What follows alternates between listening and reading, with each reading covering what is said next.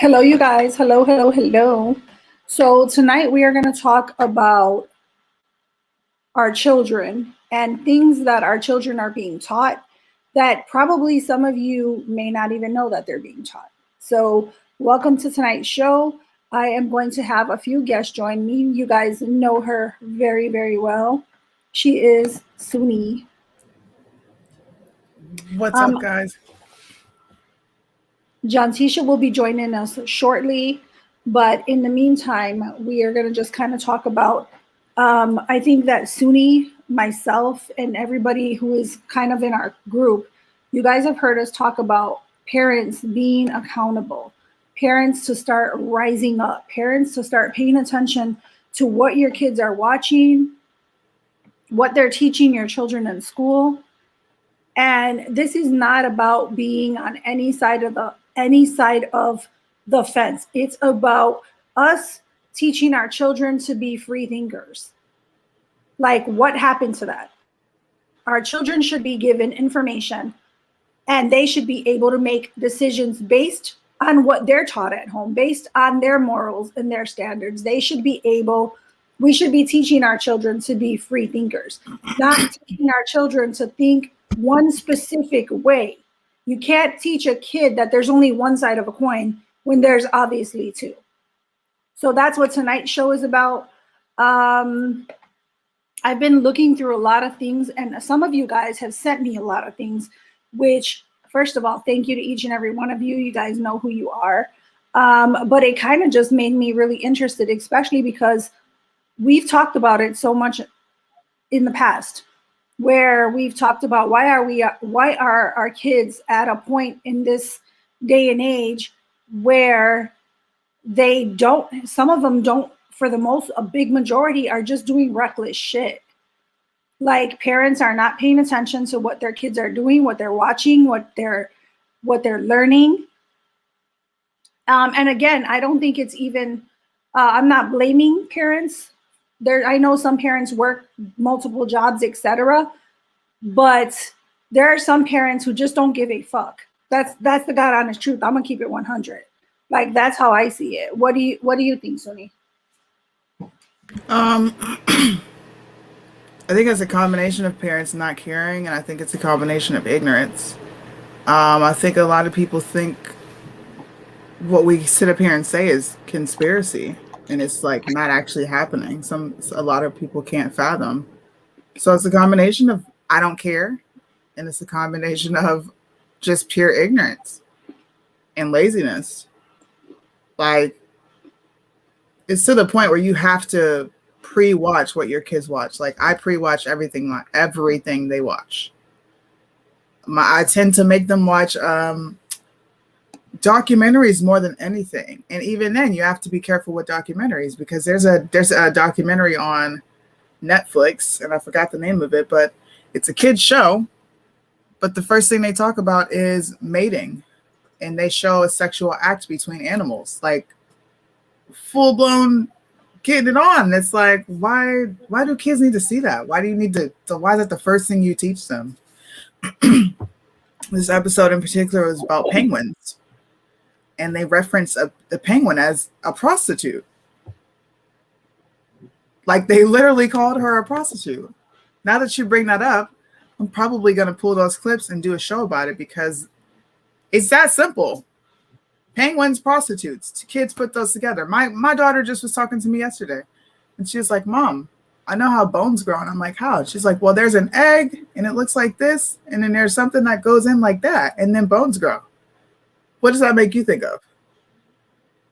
A sperm and an egg, right? Who taught that to my kid? Because she didn't hear it from me. I don't know if they watch on TV. The only thing means is since all three of them said the same story, you taught that at school. So now we have an issue. So now I'm emailing the school, and I will be up there because I want to know why you're teaching my daughter about something that, number one, I don't feel is age appropriate, and two, it's not your place to teach my kid that. So there's my explanation on it. Yeah, I agree. And I think, for me, I think that there are good parents in the world, but I think that the amount of good parenting, and what I mean by good parenting is that you're monitoring what your children are watching. Like, I know that life can be hard. I know that the typical family is not what it used to be. I know that sometimes both parents are working. If you have both parents at home, both parents are working. Kids are kind of sometimes left doing things for themselves because things are so expensive. So both parents have to work. Then they got to come home and cook and clean and give the kids a bath, put them to bed. So we're not really paying attention in between. So this is just kind of going to be a little wake up call for parents who don't think that stuff is being slipped into what your children are being taught. That's what this is. This is a wake up call for you to wake up and start paying attention. I'm not attacking anybody. All I'm saying is that we need to start being accountable, myself included. My children are older. Like, I do watch when they were young, they weren't even able to watch anything that was like PG, anything that was nothing. And I don't care where they went. Like, unless I approve what they watch, they can't watch it. And we veered so far from that.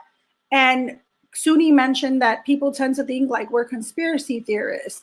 We're like, like we're pulling this stuff out of our ass when clearly we're not. And tonight, I hope that this starts planting the seed for each and every one of you to start paying attention to what your children are being taught. Again, I have no problem if you teach my children something, then make sure you're teaching them both sides. And I'm going to bring this up really quick.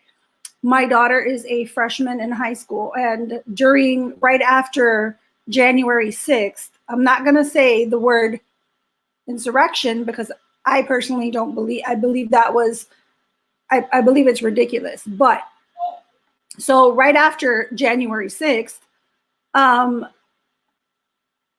my daughter had a class, it's multicultural literature. And she's like, Mom, listen to this, listen to this. So I start listening to it, and they have a picture of our former president, Donald Trump, and they have him comparing him with another picture next to him of Hitler. Because their claims were that he incited this violence that took place. Now, first and foremost, before people come for me, anything that was violent, anything that took place that broke the law, I do not support, period. I don't support it. Okay, again, there are many factors to that before we just say that the president incited that, okay? So I just want to make sure clear, because sometimes people will say, oh, well, you're supporting this. No, the fuck I'm not. I don't support criminal behavior by anybody. I don't care who you are. I don't support that. But I do want to say, so during this lesson that she learned, they were comparing him to Hitler. And I thought, do you know how many people Hitler killed? Do you know the words and the verbiage that he used was very direct. Like, to say that they were the same, to me, was kind of mind-blowing. Especially what I found so hypocritical about it was the fact that during the summer, especially we live in Chicago, so during the summer when we had riots and looting and we had hundreds of police officers injured, we had squad cars destroyed completely, like set on fire with those made up little bomb things. I can't remember what they're called. Those cocktails, those Molotov cocktails. We had our downtown, which is usually the most safest place.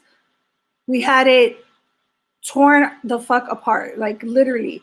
We were hidden in our house for 4 days.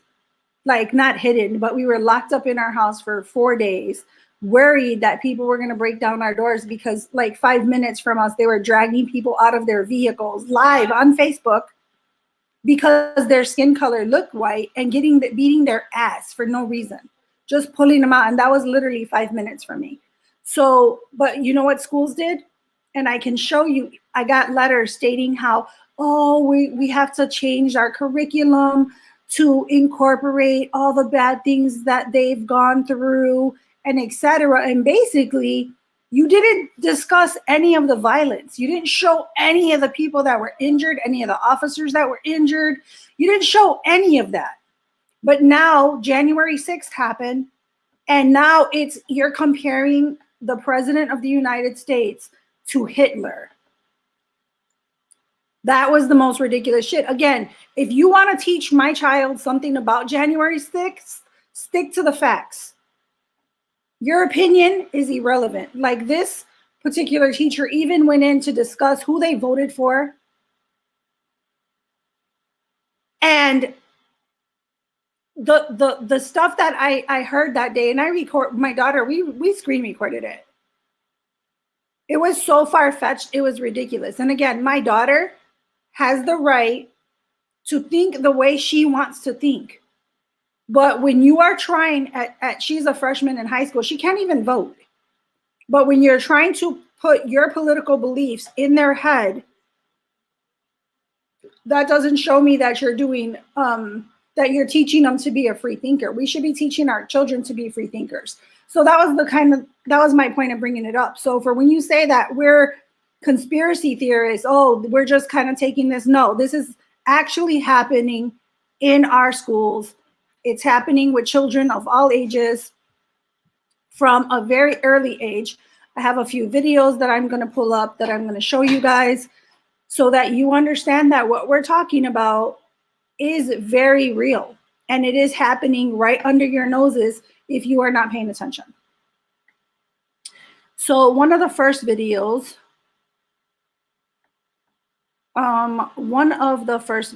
first, you know what, let me show you something else really quick. Where is it?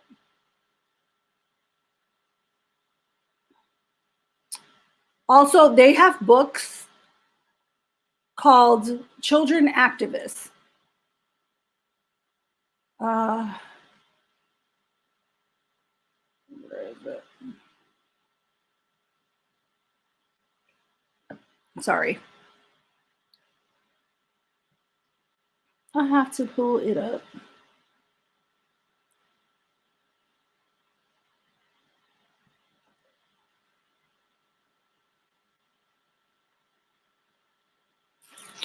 My computer. I should have used my new computer. Yeah. I didn't. I charged it today, though.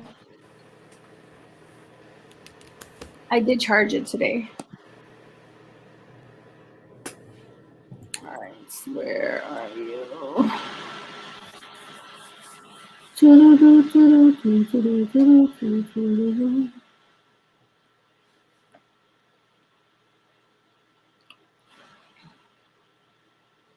Oh, here. Boom. All right, let me share the screen. Just so you guys know that this is exactly the type of shit we're talking about.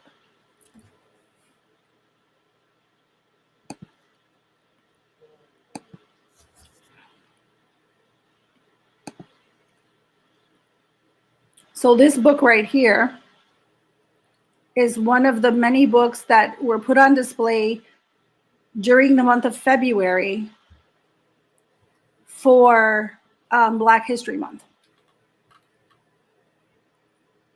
Wow. And this is, wow. And people think that we are just talking, you know, like because we feel a certain way politically, but this is real things that are taught to your children. If you look at this book, so it's called Kid Activists, True Tales of Childhood from Champions of Change.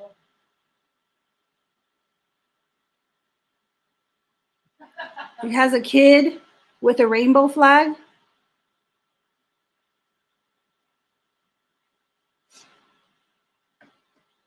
This is an actual book that was put on display for Black History Month. Some other books that were put out on display: Kamala Harris, Rooted in Justice. Here's another one of her. Democracy for Dinosaurs. So they're making it about dinosaurs because, so that it can pique the interest of children. Oh, sorry, I went too fast. My bad. Here's some about President Joe Biden. I don't know what he has to do with Black history, to be honest, but maybe because he has a vice president that's Black, or the color of her skin is darker. Even grouches wear masks.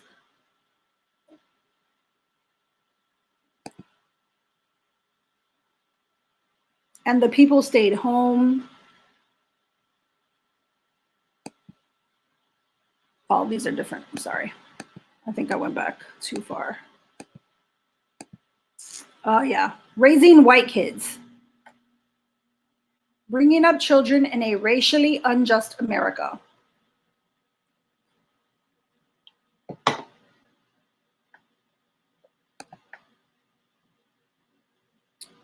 One person, no vote. How voter suppression is destroying our democracy. Oh my God. Never caught. The story on a judge. Good Lord. The promise of change. Who is Barack Obama? The devil. I'm sure that book doesn't say it though. So this is the display celebrating Black history and culture. Hey!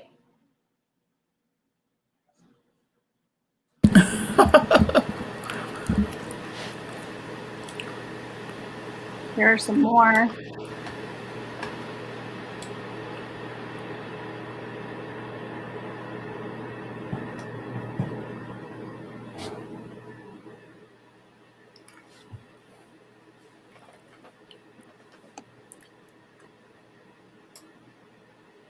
Good night stories for rebel girls. 100 immigrant women who changed the world.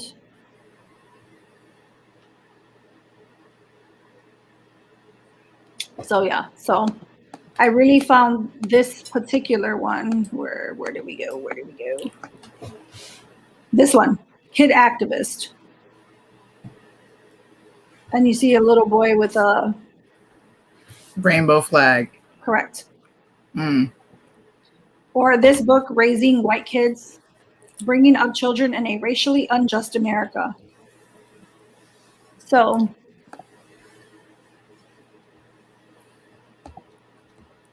yeah, I'm going to order those books and I'm going to read them and I'm going to see what's in them. So I think that's gross. Kind of like the book they put out, White Fragility. What? Yeah, it's actually ridiculous. So when we're telling you guys about this type of stuff and we're saying, parents, time to rise up. Parents, you need to rise up. You need to start paying attention to what your kids are learning. Let's see if I can find. So yes, I pulled it up. So here in Chicago, like I said, they were voting yesterday to change the way teachers teach. And this is happening everywhere. It's already up and running in 30 states. It was not running in Illinois. And I didn't share my screen yet. Dang nabbit. Just to give you guys a little, here, I don't need any audio. All right, here we go. So this was voted on yesterday. I haven't looked into, I tried finding something on it current today and I couldn't. So it's basically the Illinois General Assembly Joint Committee on Administrative Rules will vote on February 16th whether to suspend a rule that would require Illinois teachers training programs to adopt culturally responsive teaching and leading standards. And then it kind of just goes into the article. You can look it up right here at Illinois Policy. It is already active in 30 states. So you might want to look into your state and see if it's already active. which is why our kids are being taught these type of things. So you can look up and read the article yourself, and you can look and check and see if your state already has it in the state you're at. So that's one. Which one? Oh, sorry, excuse me. So yeah, you might want to look into that. So in Illinois, I received something from my daughter's school, and basically they do, whenever you hear college prep, they're basically prepping your kid to take like ACT and SAT test, standardized test for when they get into college. A lot of colleges require them. There are some that don't, but it is very few. I am a mother of 5. I have had 3 children attend college, and my son is about to go to college. I received something from my youngest child stating that her school is trying to veer away from teaching the SATs because it is systemically racist. How a test can be systemically racist is beyond me. Suni, do you think a test can be systemically racist? No. In fact, this makes me think of Joe Biden. You heard what he said recently, right? Which one? Where he said that we weren't smart enough to know how to go register to get a damn COVID shot. Oh, I didn't hear that. Oh, okay. Well, let's go ahead and play what they really think about Black people.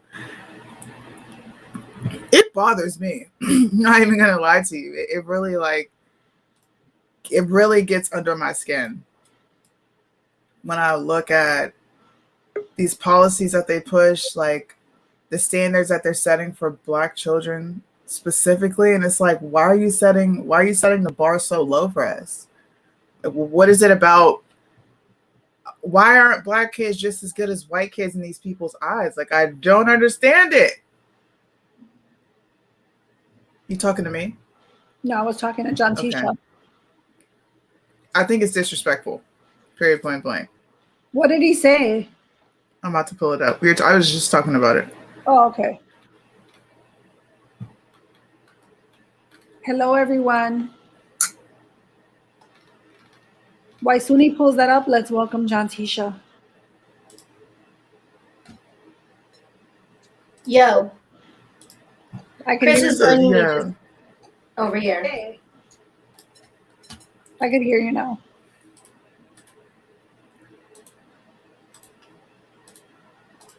I'm just tired of the low blows, you know what I'm saying?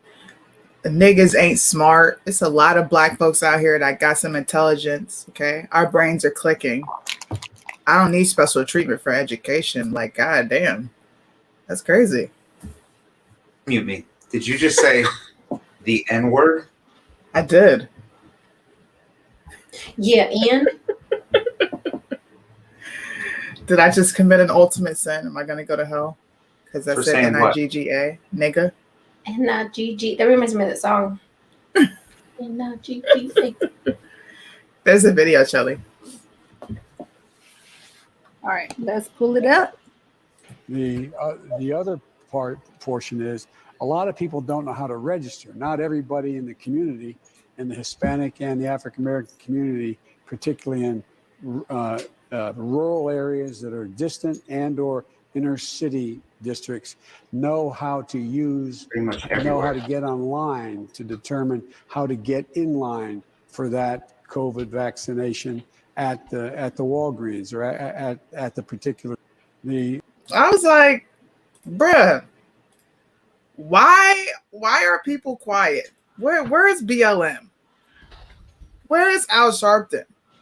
Where is Talcum X? Because we know Sean King his name is Talcum. Where are they? Why are they so subservient to this man? Why don't they ever speak out when he says outlandish things like this? Where are Latinos? What? That's okay to say? Is that not like the most racist thing you've ever heard? Well, that's exactly that. And this is the thing, like, how many times has Joe Biden made comments like that? Where he just A gets lot. passed? Exactly. he just gets a pass. And they paint over it with a broad brush. Oh, he intended it this way, or that's not what he meant. That's not what he said. But this is exactly what we're talking about. So to say that with the standardized testing, it makes sense, right? They're saying standardized testing is racist. So they sent me this survey, and John Tisha and Chris, I think we talked about it because I had sent you guys all the like screenshots of the stuff they sent me. So, and I was like, wait a second, like a test is racist? So I'm like, my daughter goes to a predominantly Hispanic school. It's Hispanic and Black. And you're saying you want to veer away from this type of testing and focus on stuff like that they are capable of, basically, is what it said. So I'm like, so you're telling me that my daughter is not as smart as, I guess, a white person and cannot compete with this test because of her ethnicity, because she's Hispanic, because she's not equal. That's basically what I heard, literally. And like I said, you guys can look it up. It's there, and I'm going to show you a screen really quick. You can Google it. It's available to everybody. You just have to start paying attention to it. So right here, it says dismantling white supremacy includes ending racist tests like the SAT and ACT. This is dated June 22nd, 2020. And again, this is happening in our schools. I did receive a survey, and this is what they're talking about.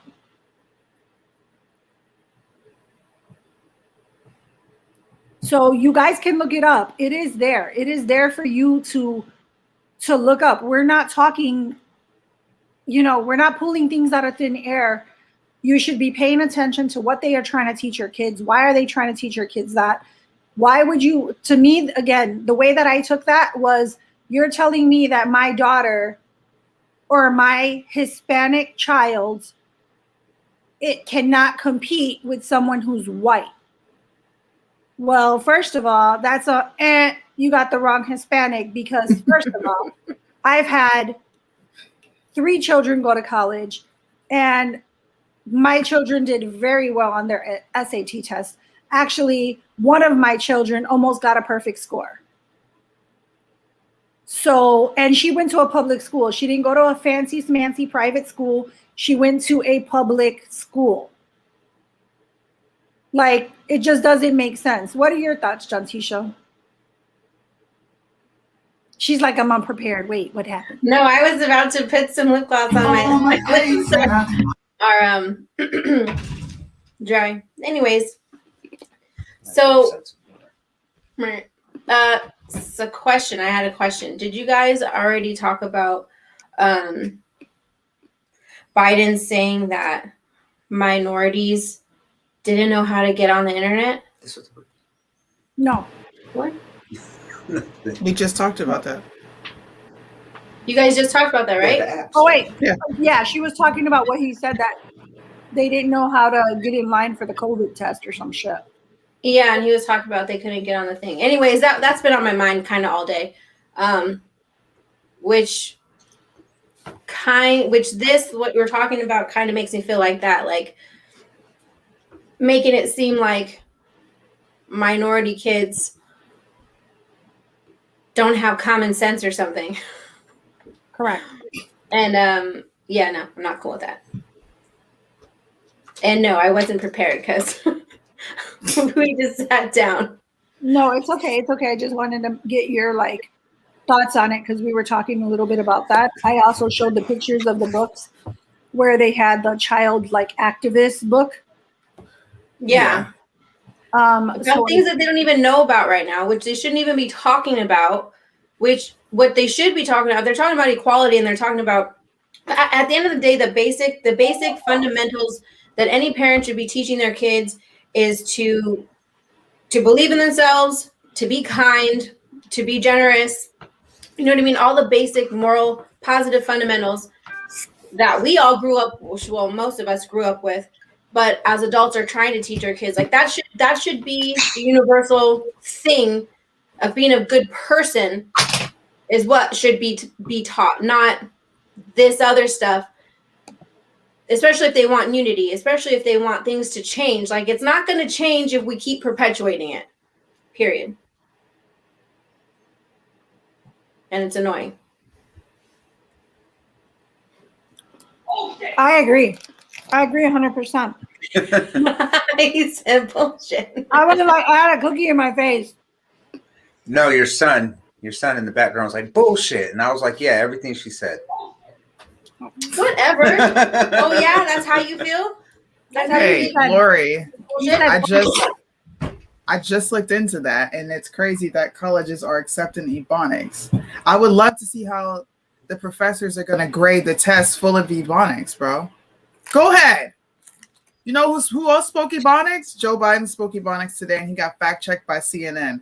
If you haven't, go look at my page and read his statement and tell me how much of an Ebonics you can understand. Because he spoke straight up Ebonics, and I'm still trying to figure out how they were able to fact check anything he said because it made no sense at all.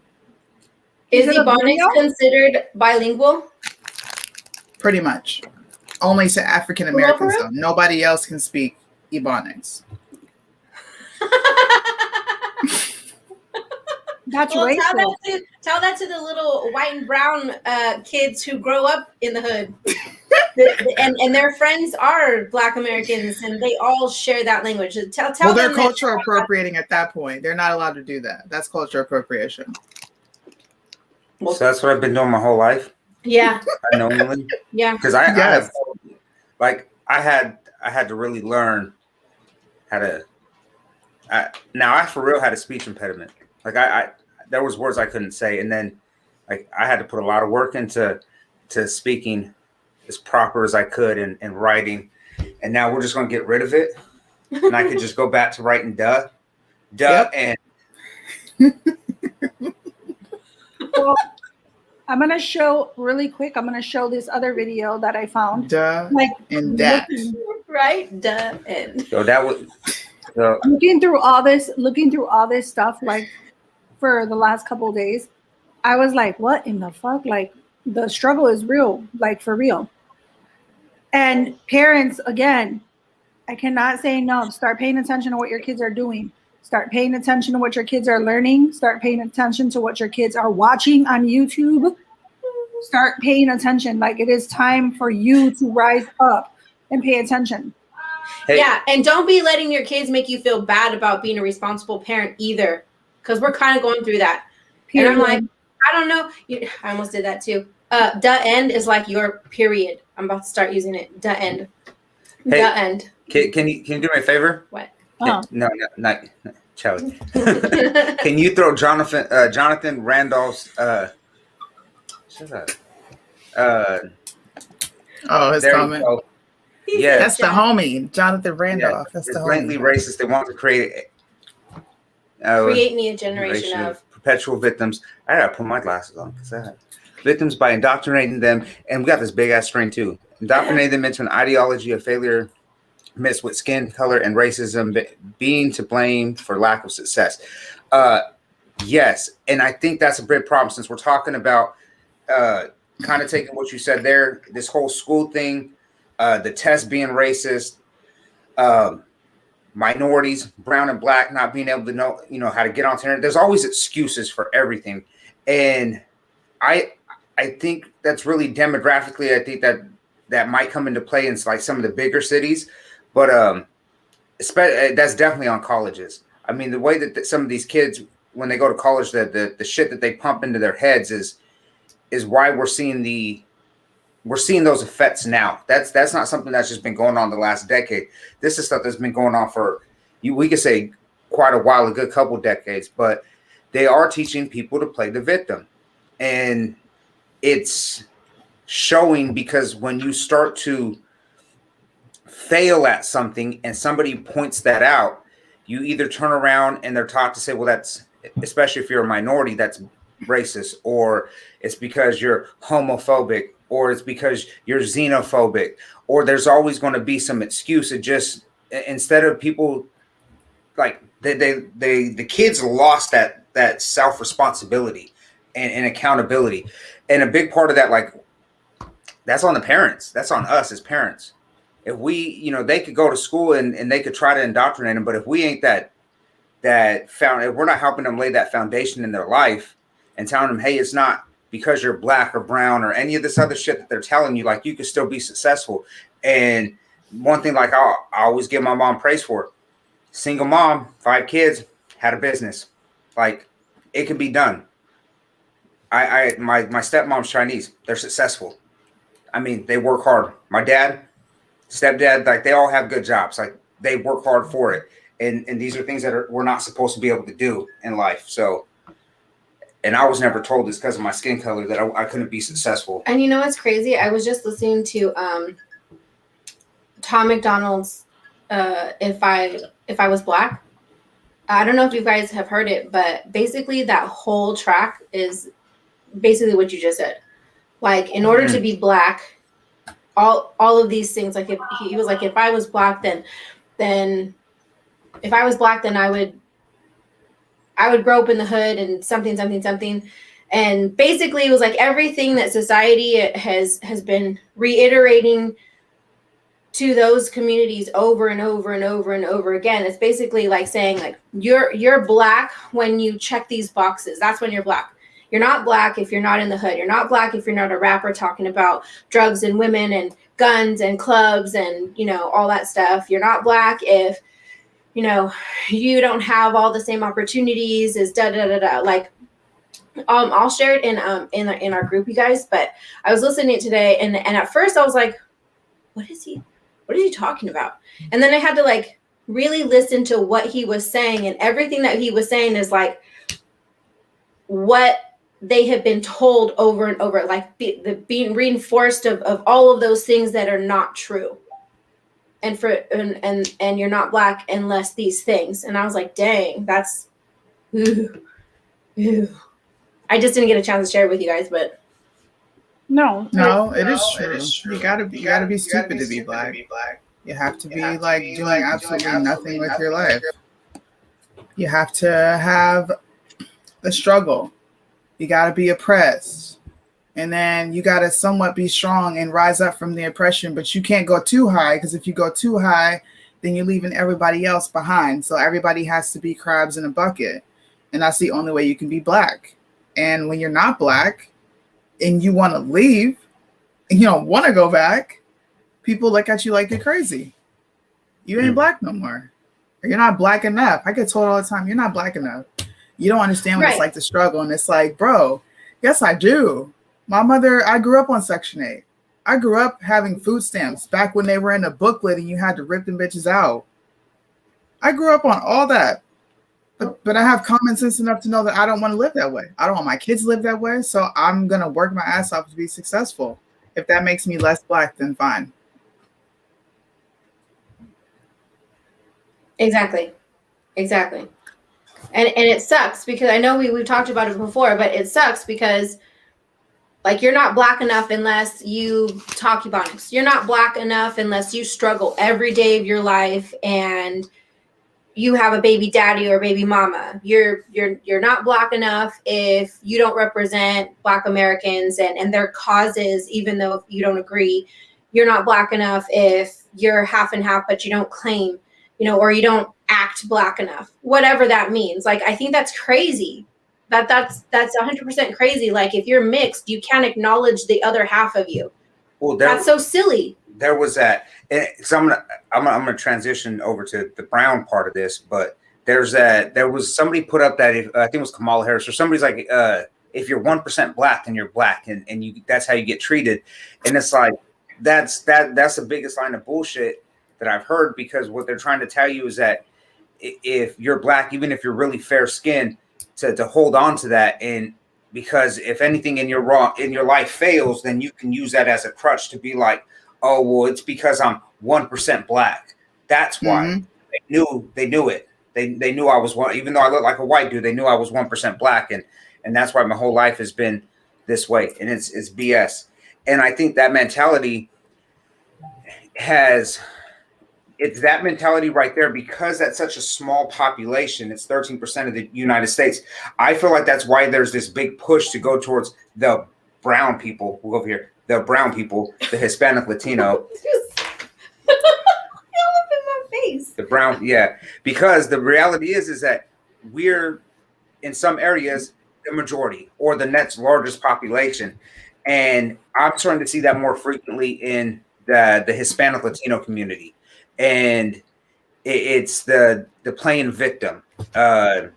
It's because we're brown or because we're minorities. That's why life's hard.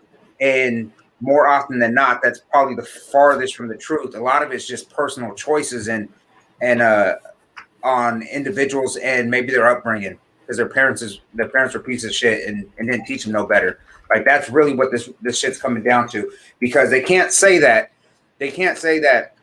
this system is meant for white people to excel when you have other minority groups coming in here. Example, like Indians, Nigerians, like there's other people coming in here that are darker than some of us, and they're blowing us out the water. They got the education, they're willing to sacrifice, which many Americans nowadays, if you've been here 3, 4, 5 generations, you've done bought into the American dream so much that you think that when your kid turns 18, you ain't got to teach them shit until then, because leave it to the school systems. And then when they turn it, just throw them to the world.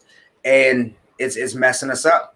And that's why these other people are coming in here. These other minority groups are coming in and grabbing citizenship. And you see them, at least here in California, we see them coming in and they're buying maybe one house, but within 10 years, they own 3, 4, 5 houses. They own businesses, especially like the Indians in the Central Valley. We got a large agriculture here, and they have come in and they're taking over. They're doing what the Hispanic Latino population used to do. And they're just, in my opinion, they're doing it a little bit better, because they're actually taking care of their people. And they're owning property and businesses. So I will say this to kind of be fair. Immigrants come to this country and they get more help than we get as Americans. They get the extra funding. They actually have access to loans that we don't have access to and can't get. So of course they can come here and do all that stuff. What about the people that didn't necessarily have, fiscally responsible parents, but they understand what it means to be fiscally responsible? Like me, I have bills in my name, not by choice, and that directly affects my credit. So why should an immigrant come to this country and get all these opportunities when we can't either? I think if we had more opportunities, then maybe more people would get on board to actually do something, but we're never presented with opportunities. I'm gonna. One thing, Jonathan's on fire. I'm loving that dude's comments. Two, okay, maybe some, Sony, maybe some, but I think I kind of have to disagree with you. I really think it's the family structure that they're coming over. Yeah, they might get a loan here or there, but we can do it. We can do it, and it's just changing the mentality. Okay, so one of them comes over on a visa, and they maybe get citizenship, and they start bringing their family over. Okay, that one person got a little bit of the perks, but I'm just going to say, from what I've seen, is that doesn't seem to be.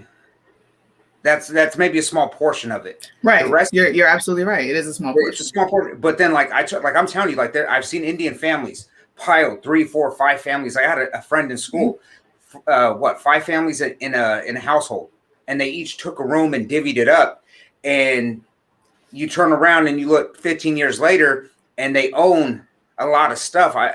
I'm thinking we're missing that part right there.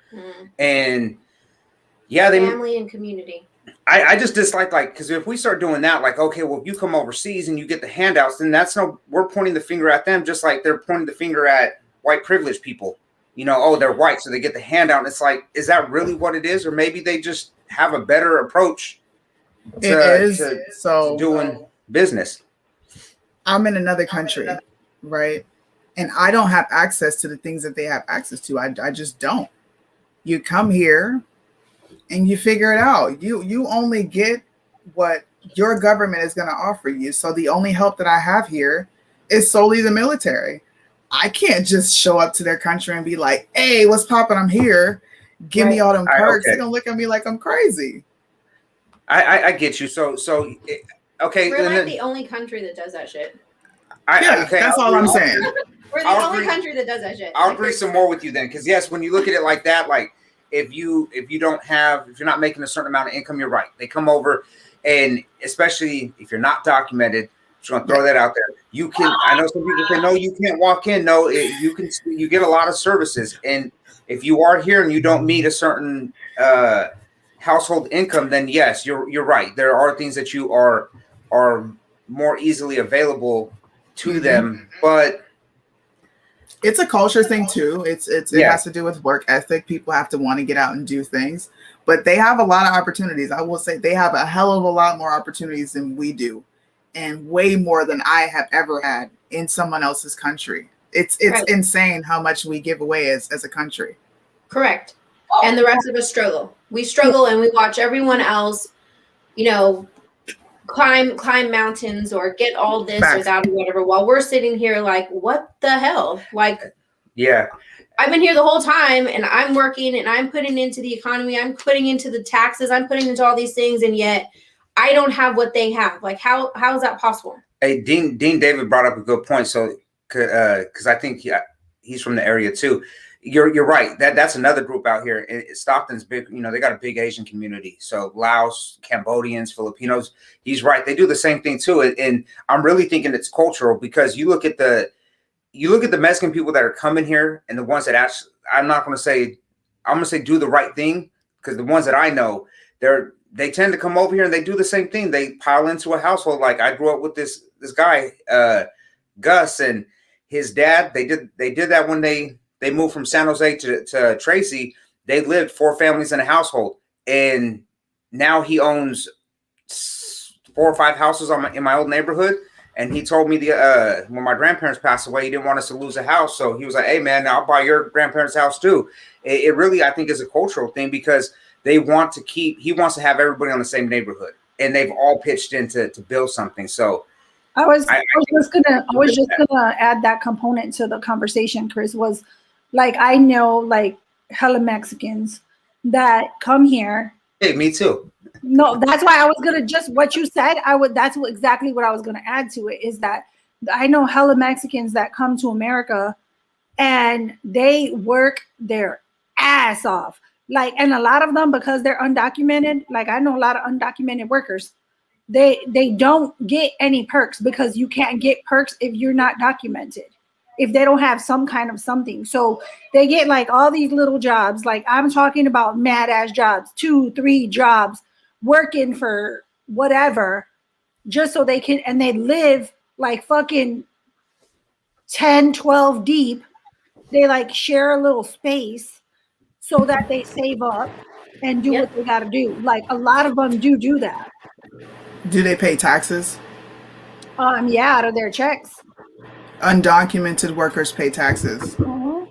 How's that possible with no social security number? Because they buy social security numbers. Or they give whole system. Or they could get work IDs and stuff like that. But what a lot of this comes down to, Suni, is but a lot of it comes down to is demographics. You go some areas and it's a no-no. They're not, if you're illegal or undocumented, like they're not going to do it. And then you come to California, and it really just depends on the county that you're in. Like, hey, you're undocumented, and we'll go ahead and take you for hire, and we're going to pay you as less as we can. And depending on where you're at, you might get some perks. Like if you're around a bigger city and people that they're really fighting for that undocumented immigrants to get more, they might get some more perks. And then you're right, Shelly, that some of them don't. Some of them are not going to get it. It really just comes down to where are you at in America. And I honestly think, because that's not even a red or blue thing, because I'm going to tell you right now, the Central Valley, with all the farmers out here, it's still red. There's a lot of Republicans. And on the same hand, a lot of the farmers out here, the same people that are hiring, or were, I'm not going to say all of them, but there are some out there that are hiring immigrants that are undocumented, or as I like to call them, illegal. Yeah, I mean, this is this is a topic in America where it can use a lot of fixing, because I just don't think it's fair. I can't go to some other country and do the same stuff they do in our country. A part of me, like, I have that sympathy there, but a part of me is, I was like, no, bro, I can't come to Japan and just post up. I'm as quick as I got here, I'm out, and I'm going to be held accountable. So it kind of bothers me when I see people hop on the immigration train. They're like, feel bad for them, feel bad for them. And it's like, no, because we wouldn't get this same sympathy going to another country. No. We have to stop being social justice warriors about everything and just look at stuff from a common sense logistics point. We cannot sustain helping illegal immigrants. At some point, there has to be a complete stop to it, or we're going down as a country. So I understand, but I'm America first.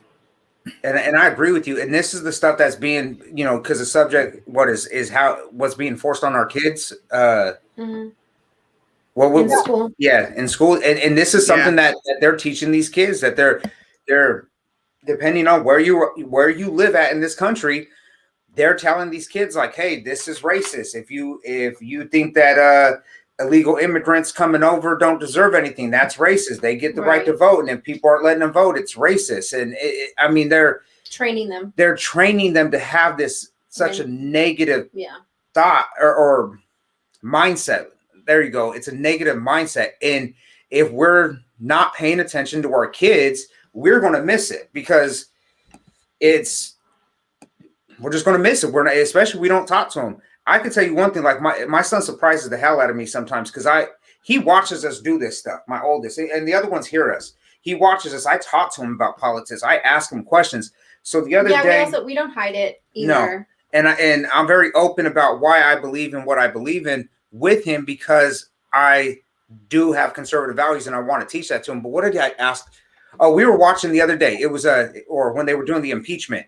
And he comes in and I'm cooking breakfast and he's like, Dad, what are you watching? I was like, oh, the impeachment trial. And he goes, for Biden? And I was like, no, for Trump. And he goes, well, how are they going to impeach him? He's not even president anymore. And I was like, I don't know, kid. It's kind of a sham. And he goes, yeah. He's like, what are they going to do? Take away his presidency?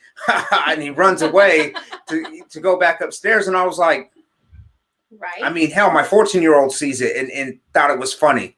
So, I mean, but that's because I try to keep him in, I have these conversations with him, because the problem that we have in America, we had a lot of problems, but people are like, I hate politics. I don't want to be involved in it. Don't want to talk about it. Just like they don't want to talk about religion. Well, guess what? When you don't talk about it and you don't stay involved and you don't vote, that's why you get shithole states like California. Mm-hmm. That shouldn't be shithole states. No. And it's not really a shithole, but I just wanted to use that, like President Trump. So yeah, talking about our kids, I'm going to show you guys this really quick, just so you guys could get a little. This is what's happening. This is from somebody's fourth grader. This is what their lesson was on virtual learning, just so that you guys know. I'm going to mute myself because I'm going to switch back and forth and go to the video. Something happened in our town. A child's story about racial injustice. Written by Marianne Solano, Marietta Collins, and Ann Hazard. Illustrated by Jennifer Zivoin.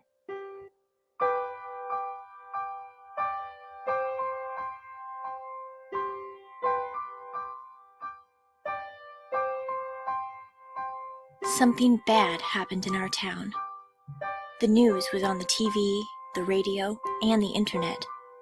The grown-ups didn't think the kids knew about it. But the kids in Ms. Garcia's class heard some older kids talking about it, and they had questions.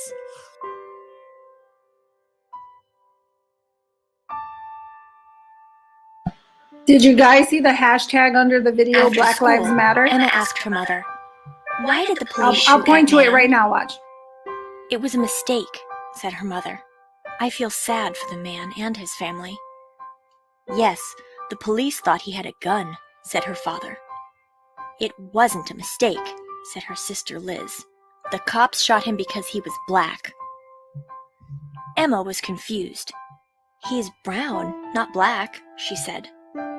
Some black people You gotta have dark send me this, brown Shelley. skin, and some have light brown skin, Emma's father explained. Black usually means African American. Most of their ancestors were brought here from Africa as slaves.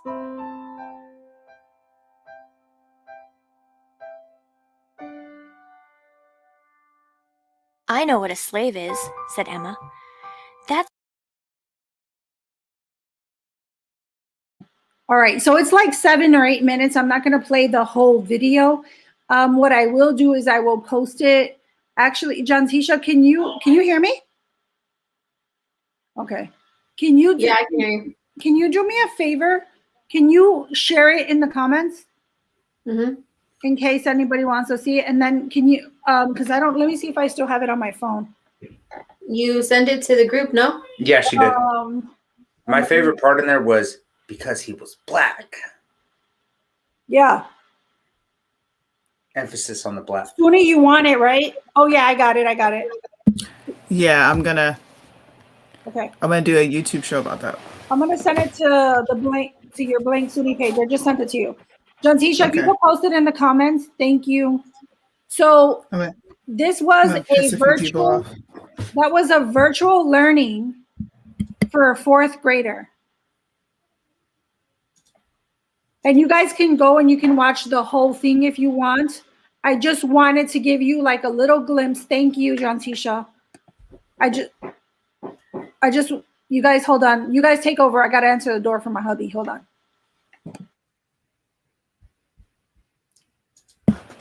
I'm gonna have fun.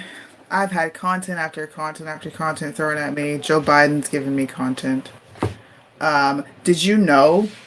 I just found this out just over here researching that in 1996 in Oakland, California, the school board passed a resolution declaring Ebonics to be a genetically based language of African American students. 1996. Genetically based. We speak like this because we're genetically dumb. Wow. Well, that's California's always doing some shit, man. First of all, that's your opinion. That's your opinion. I actually think you're very smart sometimes. And 2, we're talking about Oakland, the San Francisco Bay Area, so I wouldn't be surprised that didn't happen, but that's crazy, bro. I think I'm going to make a shirt that says, that's not my California. That's crazy. Genetically based. So this Sorry, is 1996. I had to run and grab the door. But yeah, so I just wanted to say, like, that stuff, you guys can look it up. John Tisha shared it in the comments. So pay attention. I'm going to show you guys another video really quick. You guys can look it up too. That this stuff is being put in all different platforms. Social media, school, our libraries. I'm going to show you this video really quick. I'm going to mute myself, and then I'm going to go back and hold on. The end. We should end it with that today. Everybody, if you got a little bit of black in you, all right, you officially speak another language, and it's called Ebonics. So just know that genetically. And it's constantly evolving. Like the Urban Dictionary. And you gotta have an Urban Dictionary. Facts. Or listen to rap music. Right. And if you don't know what facts means, then you need to go ahead and get up on your Ebonics, man, because damn, bro, this is crazy. I think I'm gonna start speaking Ebonics. I'm not very good at it, but I'm gonna try. Hey, that would be hilarious. If you started talking Ebonics, that would be like Casey trying to talk Ebonics. It's because she's I'm white. very proper. I've spoken this way my entire life, and I have been picked on my entire life. They're like, Valley girl, why do you sound like you're white? Because I have common sense.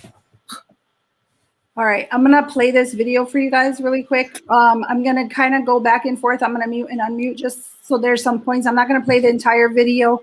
We will share it in the comments so that you guys, if you want to look at it, you can watch the whole thing in its entirety. But this is what we're talking about when we say that they're slipping things in, and you don't even notice it. Like, say you're, well, we'll talk about it after it happens, but I'm going to play this video really quick.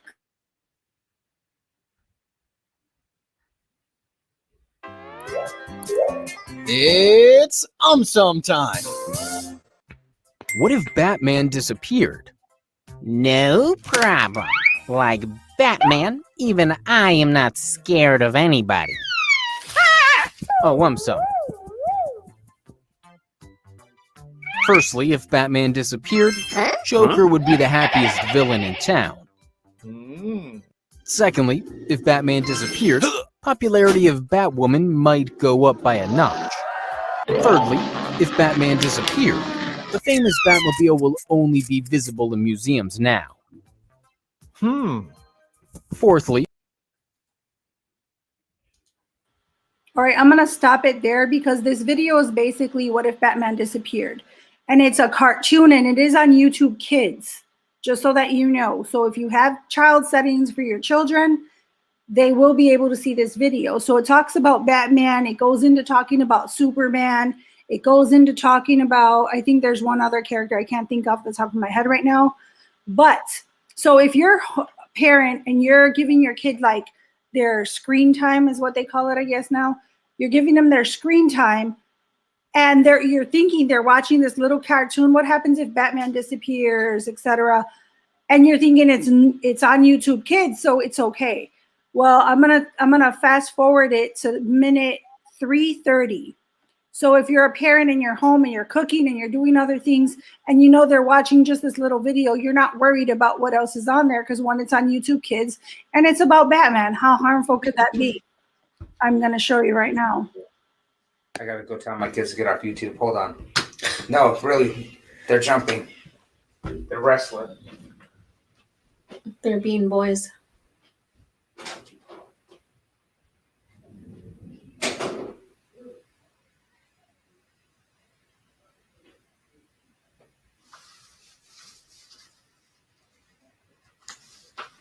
All right, so I moved it to minute 3:30. Okay, now mind you, they've already been 3 minutes and 3 minutes 30 seconds of Batman and Superman, etc. So at this time, parents would be thinking, yeah, if you listen to the first few minutes, you know, because especially parents, we try to listen to the first few minutes of what they're watching. Then you go about do what you're doing, right? So this They is took 3 minutes and 30 seconds to prepare your children to receive what's coming next. exactly. That's called grooming. FYI. Thank you, John Tisha.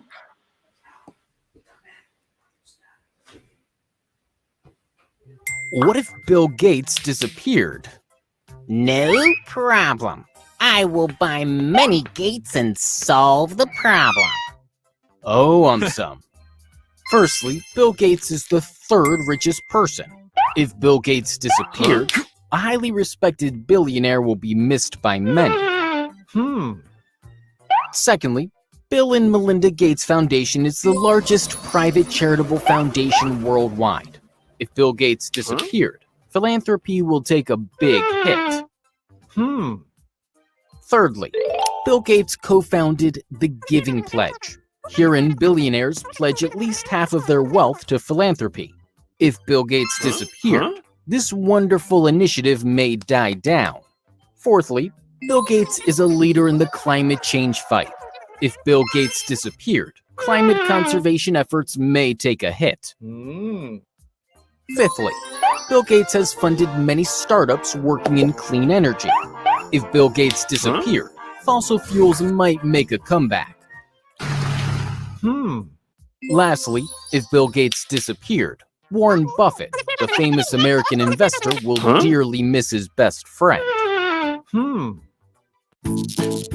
What if Elon Musk disappeared? No. All right, I'm going to stop it there just because it goes on about Elon Musk. And I don't know. What are your guys' thoughts after watching that? It's sick. First of all. and they're lying. They're wrong. And no.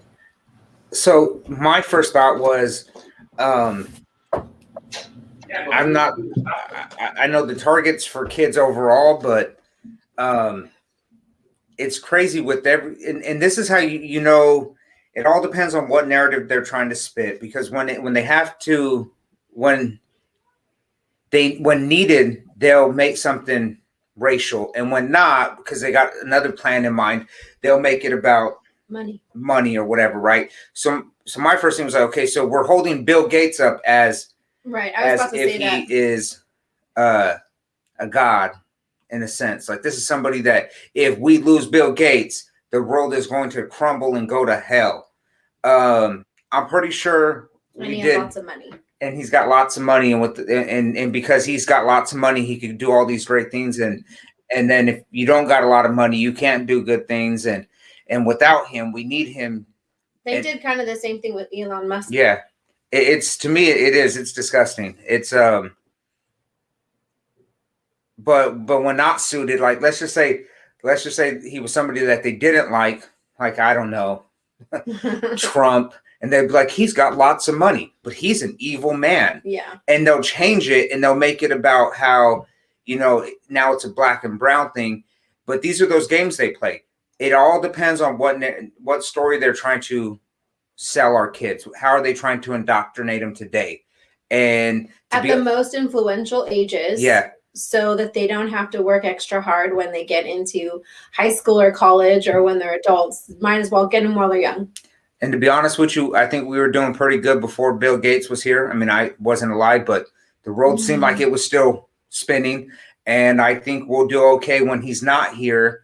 And I don't know, maybe because he's not in control of a whole bunch of stuff like I shared it already, Chili. Maybe other people will be able to jump in the game. Right. Like he was the only one, like they're the only reasons why any successful people give, or that are generous or give to charities, or that anything was created, or any of those things. Like it's ridiculous to think that only they're highlighting these specific people only, when there are more generous people in the world. There are more successful people in the world. There are more successful people in the world that don't talk about how successful they are, or flaunt how much money they have, or are in the spotlight or whatever. And you don't have to be like that. And yes, Bill Gates is they mean eugenicist or whatever. They're into the eugenics.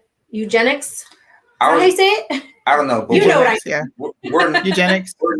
We're never losing Bill Gates or Elon Musk or Hillary Clinton, because from what I watched the other day on YouTube, and I believe everything on the internet, they're all clones. Sometimes I think Suni's a clone. Because she looks like she's powering down. She's dying. This dude said, I'm a clone. Did you know I was a Russian operative too? You must be. You didn't know that, did you? You must be, because you're Russian streaming bot. to America while you live in Japan. I'm a Russian bot that the RNC has hired, okay, specifically the Trump campaign, to sit here on the internet and send everybody into confusion. I've heard so many theories about myself, I can't even keep up. Huh. All I heard was you were white.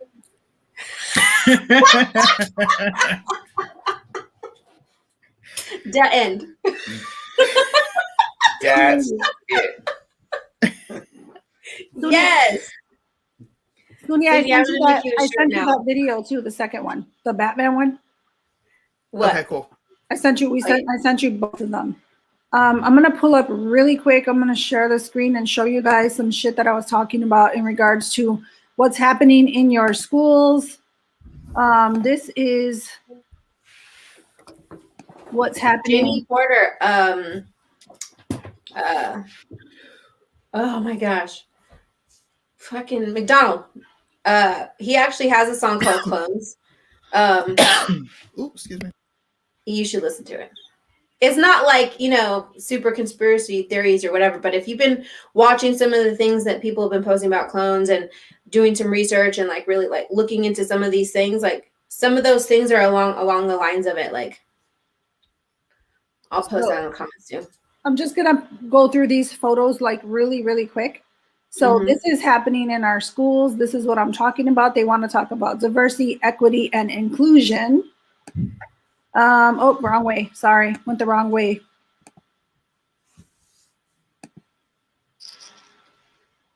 So this is their commitment to anti-racism. Like, and it goes into, let's see if I can open this up a little bit. Hey, I was about to say Kid Boo. Yeah. That's that was the one. Yeah, that was the one we were watching the other day. Yeah. They even put it out in Spanish too. Yes, it is in English and Spanish. Surprised they didn't come out with the other languages. And now these was one of the questions they made us do a survey. So it wanted to know how I personally would describe my sexual identity. And there is asexual, bisexual, heterosexual, straight, homosexual, lesbian. So these are pansexual, queer. Do you guys remember a time when queer was not politically correct? Yeah. It is politically correct again. Of course it is. Huh. I know some motherfuckers that are trisexual. Babe, I'm Hey. not. He knows. Well, that's just some live ass shit. Oh my God. Can I say something really quick? Go ahead. No. It's totally off topic, It's but okay. I want to correct myself. So, Kamala Harris is going to be a president. I just want people to know that. But the Speaker of the House does not assume the position of VP. According to the Constitution, Kamala Harris will pick her own VP, and I think we could be looking at a Biden-Clinton administration regime, whatever you want to call it. You mean a Harris? Yes, Harris. I'm sorry.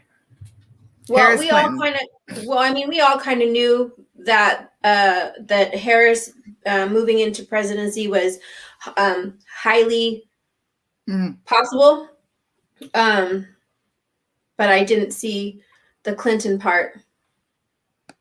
Think at about all. it. She's not going to pick Nancy. I not. don't think she has a choice. She doesn't have to pick Nancy. She can pick whoever she wants to. Does she? Yes. It's in the Constitution. I'm sitting here reading it. I thought. Yeah, but do you think they're going to let her pick Who knows? Clinton over? Clinton is the establishment. That's If you true. put Clinton in office, everything is going to go forward because they have full control. If they can maintain full control over the next 2 years. But the next 2 years are going to be crazy as hell until the GOP takes it back over in 2022. Oh, that's horrible. Just wanted to throw that out there. I had to correct myself. Yeah. That's crazy. But anyways, yeah, I'm just going to take these down. I just wanted to show you guys these photos and like show you like this is what's happening currently in our school. This is what's happening. Like this is talking about currently the skills tested by the ACT are essential component and curriculum and instructive programs due to the limitations of the SAT in measuring student learning as well as the racism embedded within. We are considering a shift in our programming. Specifically, we are considering deprioritizing our strict focus on SAT specific skills while placing greater emphasis as a community on other rigorous and relevant skills not necessarily assessed on the ACT, such as writing, research, lab skills, problem solving under higher order thinking. So that was one of the questions. Higher order. That's what I want to know what the fuck that means. Break it down for me. Sounds like some cult shit to me. Exactly. So just so that you guys know, that's currently happening in my daughter's school as we speak. So just so that you know, we're not pulling this out of the air. We're not talking out of our ass. We are trying to let you know that it happens at all ages. It does happen. It is happening. Well, I mean, we were talking about this like around election time. We were talking about what could happen or whatever, and a lot of us, I said, and I know Suni at some point agreed with me and was like, we were talking about you have to be ready because the way things are going, something has to happen for a change to happen. And like I've said constantly, you know, God is a God of order, and these things have to happen in order. However, we also have to understand that as these things happen, like there's going to be clear-cut sides. If there isn't a clear-cut side now, I don't know what you're looking at, but we've said before, like something has to happen, something is going to happen, and everyone just has to be ready. Like for real, be ready and prepared to stand firm for whatever it is we're going to be fighting for. Period. You know, with that, talking about the SATs, and this goes back to the narrative. They know that in California, right, they try to push this anti-Asian narrative, right? When the pandemic started off, they were talking about how Asian people were being attacked and all this crazy shit about that. And there wasn't a lot for them to show, and I don't think it grabbed people's attention, right? And I am going somewhere with this, by the way. It has to do with the SATs. And they just did it again, right? They came out, anti-Asian attacks on the rise, right? And it never really holds because we are so programmed and conditioned to get triggered off of white and black. They're trying to do it with brown, but white and black. And I think a lot of the reason is because we'll go back to cultural differences. When it comes to the Asian community, there is a big cultural difference there, and they don't maybe want their business out there, or they don't feed into it. It just doesn't grab attention. But then you look at the same group of people when it comes to the SATs, and I'll talk more specifically in like a lot of the Chinese people that I know, because I know, like I had a buddy of my say I worked with them. His parents were on him for his schools, and that SAT meant a lot to them. He had to score high, and there's nothing racist about it. I mean, you got to put in the work. And if it was racist and it was only built to help white people, Chinese people or Asian people would not be able to excel in the SATs the way that they are. And now you have a group of people who is excelling because they put a lot into it, and they go into because we have to play by affirmative action, they lose slots to other people that aren't qualified. And I think, to me, if I don't care white, black, Asian, black, brown, red, whatever color, or however you want to identify, they were trying to bring it back. I think they were trying to bring it back. What I'm saying, but no, nobody let that pass because they're like, it didn't fucking work the first time. Yeah, but what I'm saying is that they do stuff, and if we go back to this, where you're going to say the SATs is racist, and then you're going to see more places trying to do what California just did and put affirmative action back in, where you're telling people, hey, now we have to let a certain amount of people in. They did that to the schools. Yeah, that's what we voted on, where we have to, and we denied it. I mean, we didn't go through, but my point is, I think one leads to another. If you call the SAT racist, you keep saying that they did it. I'm like, no, they didn't. I said no. It used to be like that, and then it went out, and they tried to bring it back. So my point is that if you call the SATs racist, and you're saying that it's set up to hurt this group of people, but yet that's proven wrong because you have other minority groups. But if they keep pushing this long enough, you get programmed and conditioned to believe it, and then it becomes racist, and then they'll start pushing for stuff like affirmative action.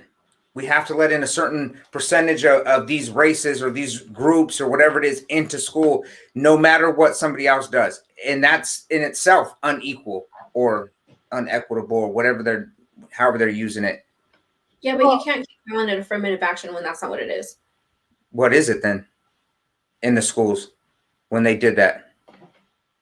No, when they did do that affirmative action, but you're saying now. They tried to bring it back. Yes, but they didn't. They did not succeed in that. I know, that's what I said. And then you continue to say, and they're doing it like affirmative action. No, I said that they're going to do it if they succeed with the SAT stuff, and they keep driving that, and more people. That's their next step. But yeah, like Shelly, we haven't seen that on our end. But if it gets here, and I'm surprised because you're in Chicago and we're in California, and you think you see crap like that out here, but we haven't seen it on our end. But if it's already where you're at, one day we're going to see it. And I think if it keeps spreading like that, then I'm saying then the next step would be going right back to there, which goes back to indoctrination. I heard the craziest thing, and these are why I agree we got to watch our kids. There really are people out there, especially when you get into these schools and colleges. They believe this is a black dude I work with. He wants segregation. He called himself a separationist. Like he wants to be separate. Like there's people out there that really believe this, and they are pushing that off onto other people. Now it's hard for him to convince somebody like me that what he's saying is accurate, or even to believe in it. So what do? They target our kids. And I'm not saying this guy, but it's other people like him in that mindset. They target kids because they know if they can hit him, at a real young age, they're going to get it. And more so if they could get them in college when they're away from their parents and they're very impressionable. Mm-hmm. Let's give it to them now. And when they're still searching for themselves and they're trying to figure out what their purpose is and what they want to do and all of these things and trying everything. And correct. And that was another point I wanted to bring up when we're talking about our kids. Sorry, I'm echoing. I don't know why. But when our kids are younger, you have to start looking. You can Google it. It is all out there. It's available for you. When your kids are, there's very different categories, like your children from the age of 6 months to, I believe, 6 years, they absorb everything, and they absorb it without any sort of, what is it called? Hold on. Let me look for it. Because I want to make sure I'm not telling you guys the wrong thing. Hold on a second. I want to use the right word. Where the hell is it at? When you have way too many things in your library. Way too many. Sorry, here. Okay. You posted it in the group. I did post it in the group, but I was pulling it up for my picture. Okay, here we go. So,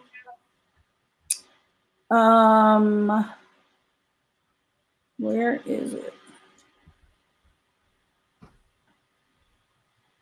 So basically they have like different stages of when your children are influenced the most. There's one that it's by academic.oup.com, critical periods of brain growth and cognitive function in children. Intelligence in children of this age tends to remain stable into adulthood. So the fact that head growth in the first 9 months of life and between 9 months and 9 years were both associated with IQ. Regardless of the head size at the start of each period suggests that maximizing growth during both infancy and childhood is very important. So there's different, you can look, like just go to Google and you can YouTube it. There's also a, it's called, I don't know how the pronunciation is, PIAGETS, P-reying, 4 stages of child development.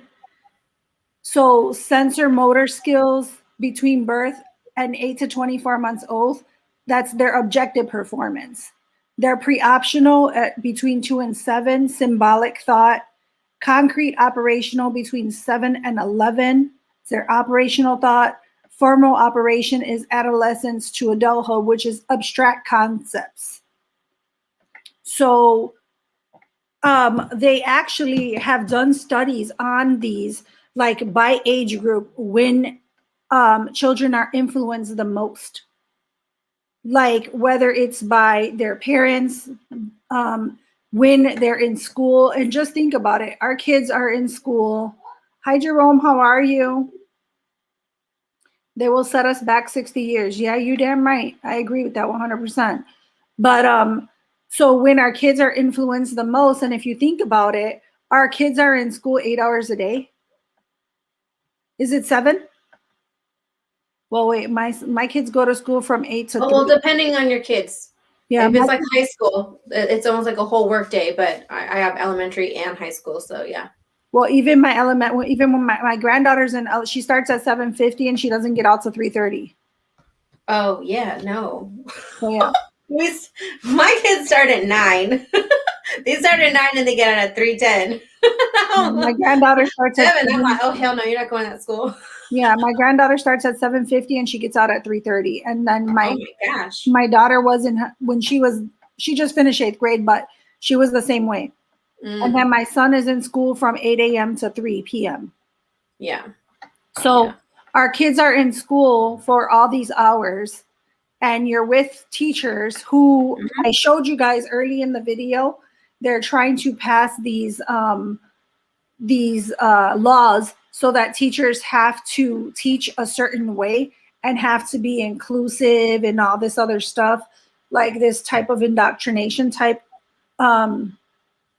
What they're going to be learning, the teachers are going to be learning to teach children that way. Right. So again, I showed you guys that earlier. It's there for you to look at it. Sorry, I'm going to smack my son. I'm about to smack him. He's turned right now. So I'm going to actually look. You guys can look at this all online. Like I showed it in the beginning of the video.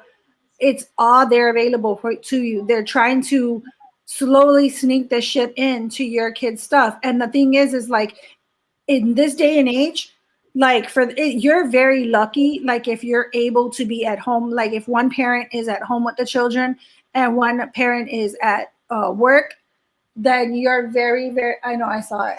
You're very, very lucky if you can have that, because then you can, like when your kids are home, you have the time to like really sit and talk with them and kind of like really dig into things, where it's so hard in this day and age with stuff being so expensive for a parent to be home with their children all day.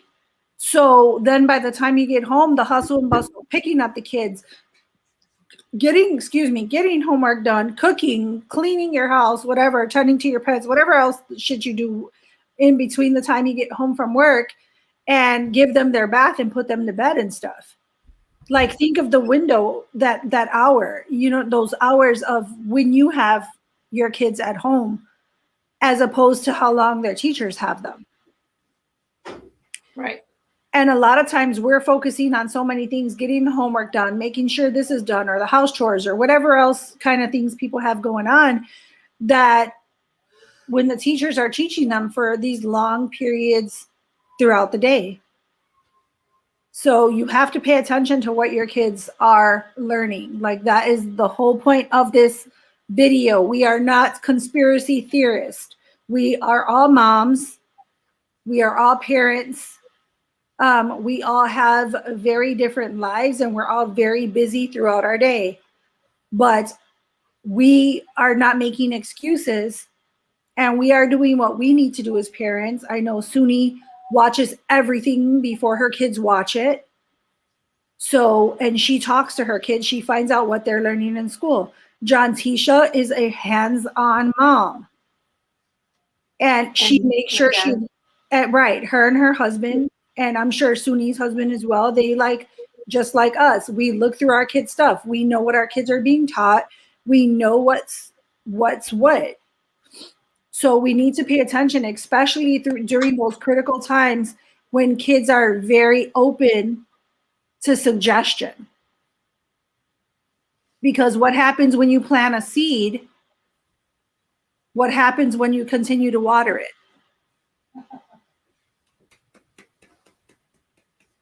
Agreed. It grows. And for the parents who can't afford to take their kids out of public school, you have an upper hand because you are equipped with what's here, especially parents like me. I had my kids early. I'm 30. So my kids are going into school just now. Well, my son's in 2nd grade. My youngest is in kindergarten. I know what they're learning in school. We have a talk every day at the table. What's your teacher tell you? The first thing I had to go ahead and break up was COVID-19. They were under the impression that it was so bad, and I had to tell them, you wear a mask because it's simply a rule. There's no scientific reasoning or anything to explain why you're wearing that mask. You're following a rule. There's nothing wrong. You're not going to die of COVID. Nobody around you is going to die of COVID if you touch them, because they are teaching the kids you can't have human touch. You're not allowed to touch each other anymore. You got to be 6 feet apart. And they would come home doing that crap. And it's like, nah, bro, not mine. Right. We do when the my same. kids put, yeah. Go ahead. No, go ahead, John Tisha. Oh no, I was just gonna say when my kids are in the car and they put the mask on, I'm like, take that off. What are you doing? And sometimes like, well, it's cold. I'm like, yeah, I understand that. I'll turn the heater on and take it off. You don't need to wear a mask in the car. We just came out the house together. What are you doing? Stop it. I even did it live. There. I was driving with my kids in the car and they were like, what do you tell your kids? And I'm like, I have conversations with them just like I talk to y'all. So I let people hear my kids' responses. I'm not playing. When I tell you I'm not raising little drones, right? No. You're going to ask questions and somebody better be able to explain it to you. And it better make sense. If it doesn't, then you use your own brain. Or you come ask mommy and daddy. Don't just follow what your teacher said. 100%.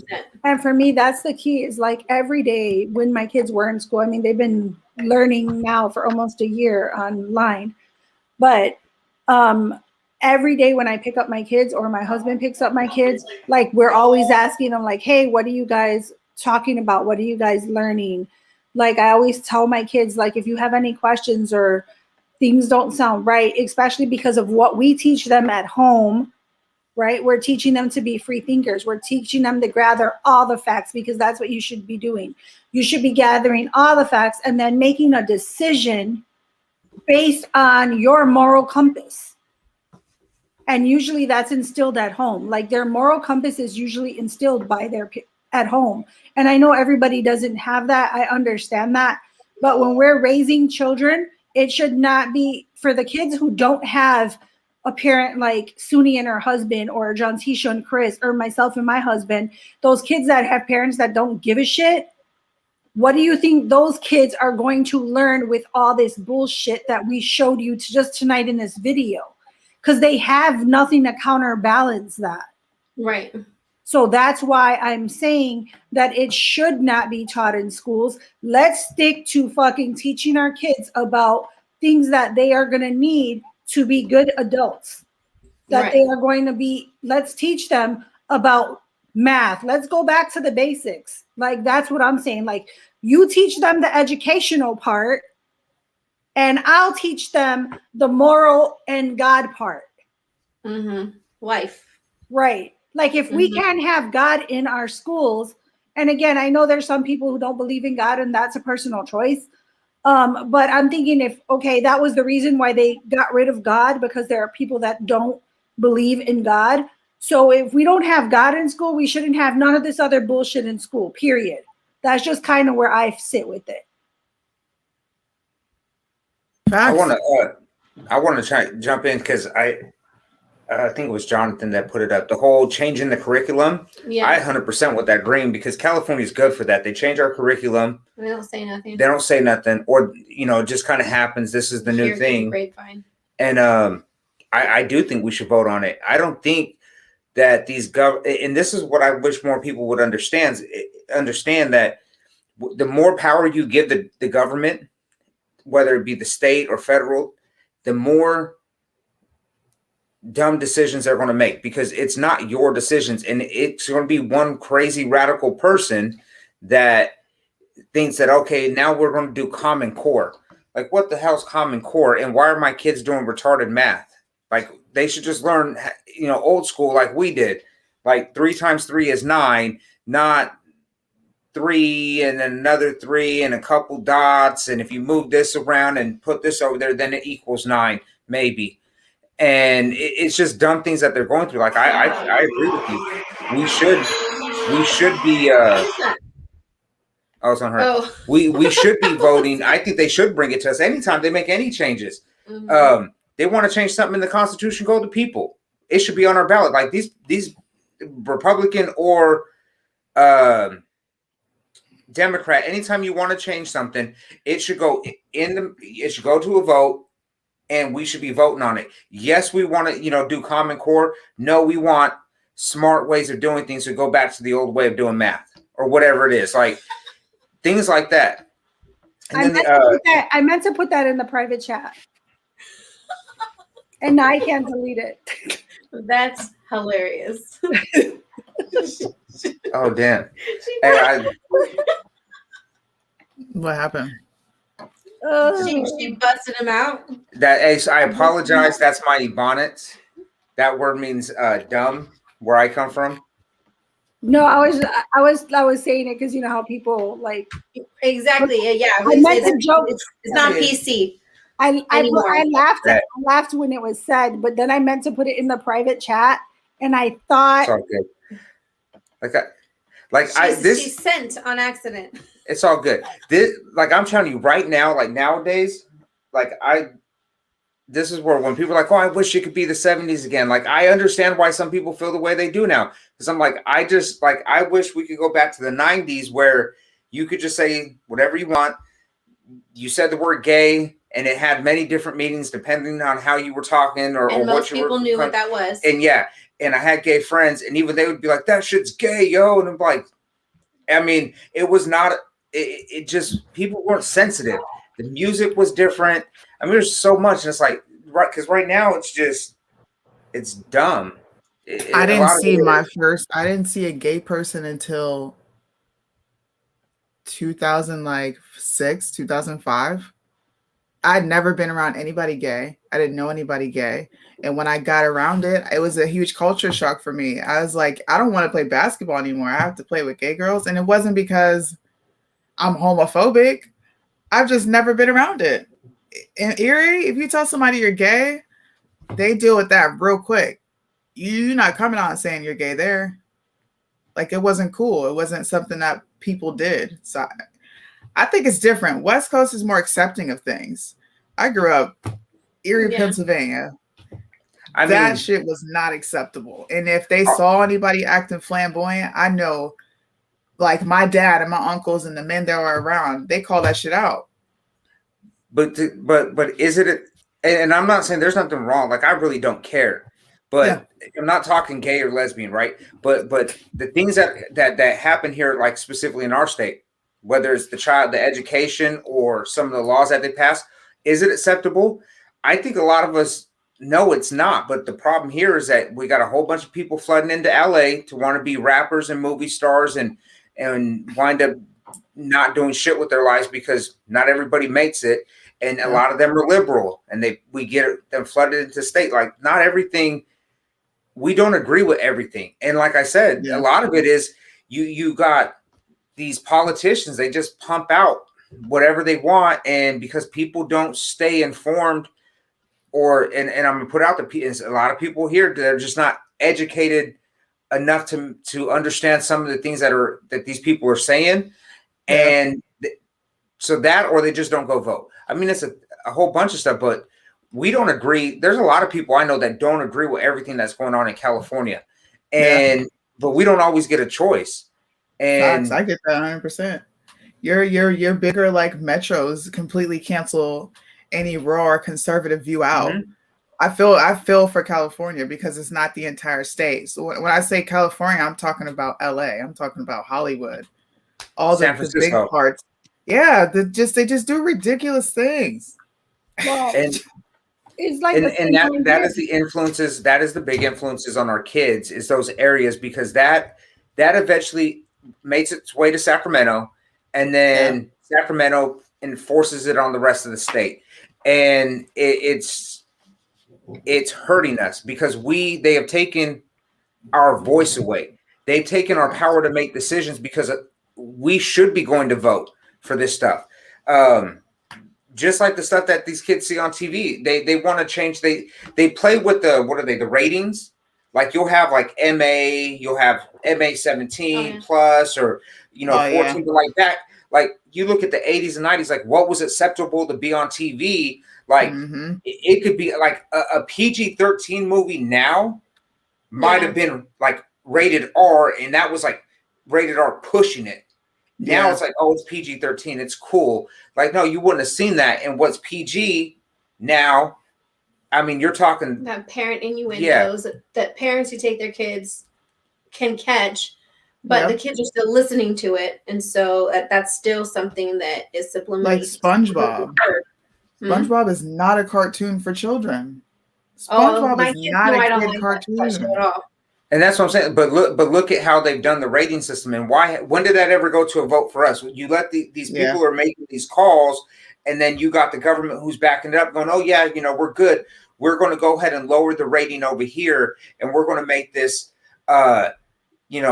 wide 14 or whatever crazy shit that they put out." And then you got parents like us that are like, "What the hell is what's going on?" Like I watch SpongeBob. Don't get me wrong. I mean, I used to watch South Park. Like you want to talk about crazy stuff, like man, South Park, Beavis and Butthead, stupid shit like that. But we had to sneak to do that, and you had to try to be sly and go to a friend's house whose parents didn't care or they weren't home. Like that's how we got to watch that stuff. Yeah. And now it's like, man, it's everywhere, and we don't even get a choice on what's getting put out there, especially YouTube. Like I feel like a lot of things when it comes to the internet, you should have ID. You should have to log in and show that hey, this is my real age. This is who I am. You have to verify yourself because, these kids could get on and watch some of these music videos. And I'm like, man, I'll tell you, the dad walked into my house and my daughter's doing one of these, that was me backing it up. I'll tell you what. Do you guys remember Momo on YouTube? Oh, that crazy. The scary looking one that just had an evil face. Okay, well, my son. Oh, yeah. We're a really big YouTube family. Like YouTube for me is television. I don't watch anything else. I just watch YouTube. So my kid was watching FGTV. And I'm okay with the playlist. I set the playlist up. Yeah. YouTube sneaks a video in my kid's playlist, and it's Momo. So I go to check on them to make sure to sleep, turn the TV off, and he's got the cover over his head and he's scared. I'm like, Jaden, what are you doing? He's like, Mommy, look at the TV screen. And it looks like an evil demon just on the screen repetitively. It's crazy. Yeah. It's twisted the things that they allow or they try to push onto them. And parenting is an exhausting job. It's not supposed to be easy. It's not supposed to be, fun. It's fun. It has its moments where it's fun. It has its rewarding moments and all that. But if you're doing parenting right, then you should be tired. You should be exhausted because these kids need constant supervision or guidance in order to, do we not remember what we were like when we were kids? Come on. So when we grow up, we're like, yo, we need to be those parents that what? Oh no, you said when we were kids. I was like, yes, when we were kids. I was a good kid. No, you weren't. Anyways, keep going. Anyways, you should be exhausted doing what you're supposed to be doing with your kids, and you're going to butt heads with your kids. They're going to have a problem with it, but at the end of the day, they don't know what they want. They don't know what they want. They don't know what they need. They know what they want as far they know as far as like what they desire. You know what I'm saying? As people do, like fun things and whatever, but they don't know what they need. We as parents, we know what they need. And we need to step up into that role to make sure that they have that guidance and they have those, what are they called? When you, not borders, but boundaries. Thank you. Yes, that. No, and to create boundaries for them, even if they try and fight it or whatever. Like I said, we're kind of going through that right now. Like a 14-year-old thinks he knows what he thinks that he deserves some type of privacy or freedom or whatever to do this or do that or not be checked up on or whatever. I'm like, I don't know. Like, are you serious? Like that doesn't make any sense to me. Hey, I'm telling you, because he's got. So I had to sit down and we'll have a conversation. And I know because he also kind of watches some of these. I know like when he's at his mom's house. So I'm gonna put him on blast right now. I told the kid, man, I'm gonna come in your room. I'm gonna take your phone on occasions. I ain't gonna tell you when. It ain't gonna be repetitive. You might be sleeping, but I'm gonna take your phone. I'm gonna open it up and I'm gonna look at it. Well, now, and first of all, we better be able to get into your phone. Well, and that's where I was going. Mm-hmm. So the one night I went in, he had a lock on it. Oh, hey, 1:30 in the morning, you're waking your ass up and you're unlocking this phone, and then you're giving me the lock, the number, or whatever it is. So we played the game, and that's what's wrong. We play games. I like playing games. We'll play games all day, all night, because I could play really stupid games and frustrate the hell out of you.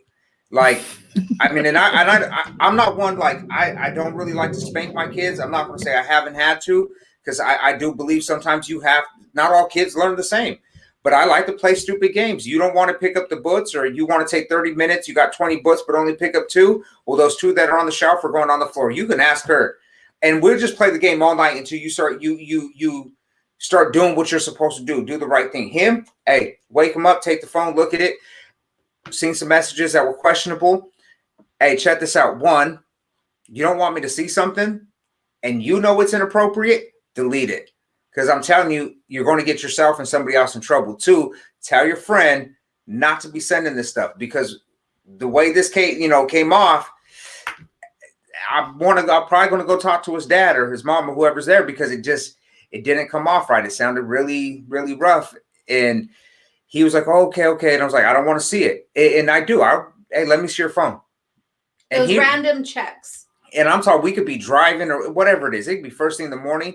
But the reason is I'm not trying to invade his privacy. But what I'm looking for is, and I don't really look at the messages. I kind of just scroll through and I look for key things, like something that's going to catch my eye, like last night. Well, what happened last night? Oh, it was a conversation. I keep going. But if it was like, hey, when you snuck out last night, guess what? Now we're going to have a problem, because you sneaking out, doing something you're not supposed to do. 1, I don't want to lose my son because something stupid happens and you get killed. Or 2, I don't need you coming home with the police, or something like that. I don't need that. So there is that understanding. And then apps. Hey, TikTok is a no-go at this house, because some things that I've seen on TikTok that people share, nope. And if you find, I mean, I understand if you're an adult and you want to watch it, but I've seen some kids get on there, and I'm talking little kids doing dance moves, and I'm like, what the is this? Yep. I'm just saying, if I was this little girl's dad, I'd have beat myself up for letting that shit happen. Because there's some stuff that's wrong. But I refuse to give them any type of electronic. I refuse. There's no phones in this house. There's no tablets in this house. The only people that get to have fun with all this electronical shit is me and my husband. The most you're going to get is an Xbox or a Switch. And even your Switch, I control what's going on there. My sister got an iPhone when she was 8. I wish I would. Hey, we're on this right now. Like, I tell them, hey, I can see who you're calling. And I'm very upfront. Like, we got a, hey, I got, I can log into my account. I see what time you placed the phone call.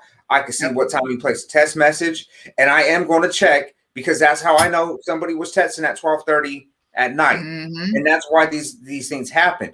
She can go in. She controls what apps are downloaded. So go ahead and download an app you're not supposed to. We're going to know, and we can approve it or deny it. Like, and it's not to restrict them, but it's some of it's you're for their keeping them safe. Right, and which they don't understand. Yeah, it's exhausting, especially when they think like they deserve a certain amount of adult privilege or adult, privacy or adult freedom or whatever. I'm like, yo, you're still a kid. You're a minor. And until you are old enough to pay for your own stuff and be out on your own and make good decisions, like, this is what it is here in this house. And that's it. There's no, like, I have every right to look at what you're doing, how long you're on there. If you're talking to anybody, I have every right to go in all those apps and see your messages and ask you who this is. And if you don't know who it is, it's going. And if you can't be responsible, then the app is going itself. Like, it's not happening. I have every right, because there's way too many things. Like, when I was younger, I wish I had someone who was watching me and talking to me and guiding me through these things and not doing the really questionable things that I did, that I could have died, or that something really bad could have happened. Like, holy crap. Like, all the things that I went through when I was young, like, my daughter reminds me of myself, and I'm like, oh God, please, please, please let us do this right. Please let us do this right. And it really has everything to do with communication. being open and honest with our kids to, you know, to the degree where they can understand, break it down to how they can understand. Because I always say kids, everybody downplays how smart a kid is, or what they can handle, or what they're going to understand. And really, because they're such sponges, which is the point of this whole thing, is because they're such sponges and they're so influential. You know what I mean?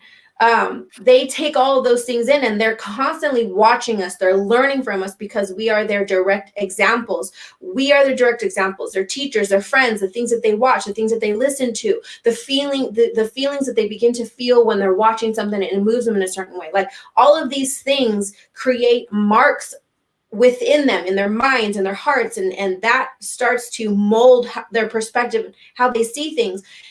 My daughter, for a while, it was all about, and again, she reminds me of me when I was younger. Like, for whatever reason, she was wanting people to like her. She's 11 right now, and so, like, around that age for a young girl, especially with everything that's going on, wanting to be liked or accepted or be friends with or whatever with so-and-so, and she would take on some of their mannerisms or whatever. And I'm like, yo, you need to be you.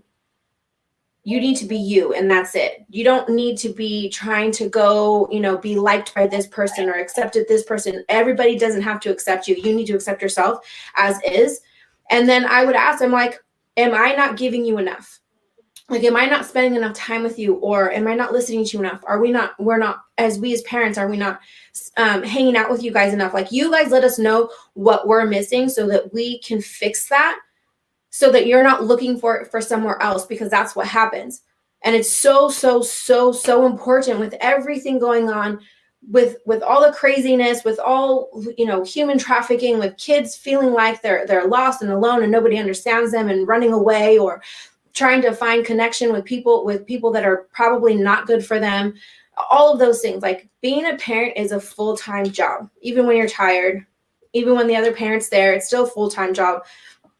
And even when they're not there, it's still a full-time job to really just make sure what's going on with them, set those boundaries, because they don't know what those are. Period. The end. Because I could go on and about that, because I'm very passionate about that, and I could go on and about it. And I think you're mute, Chili. Wait, can you hear me? Mm-hmm.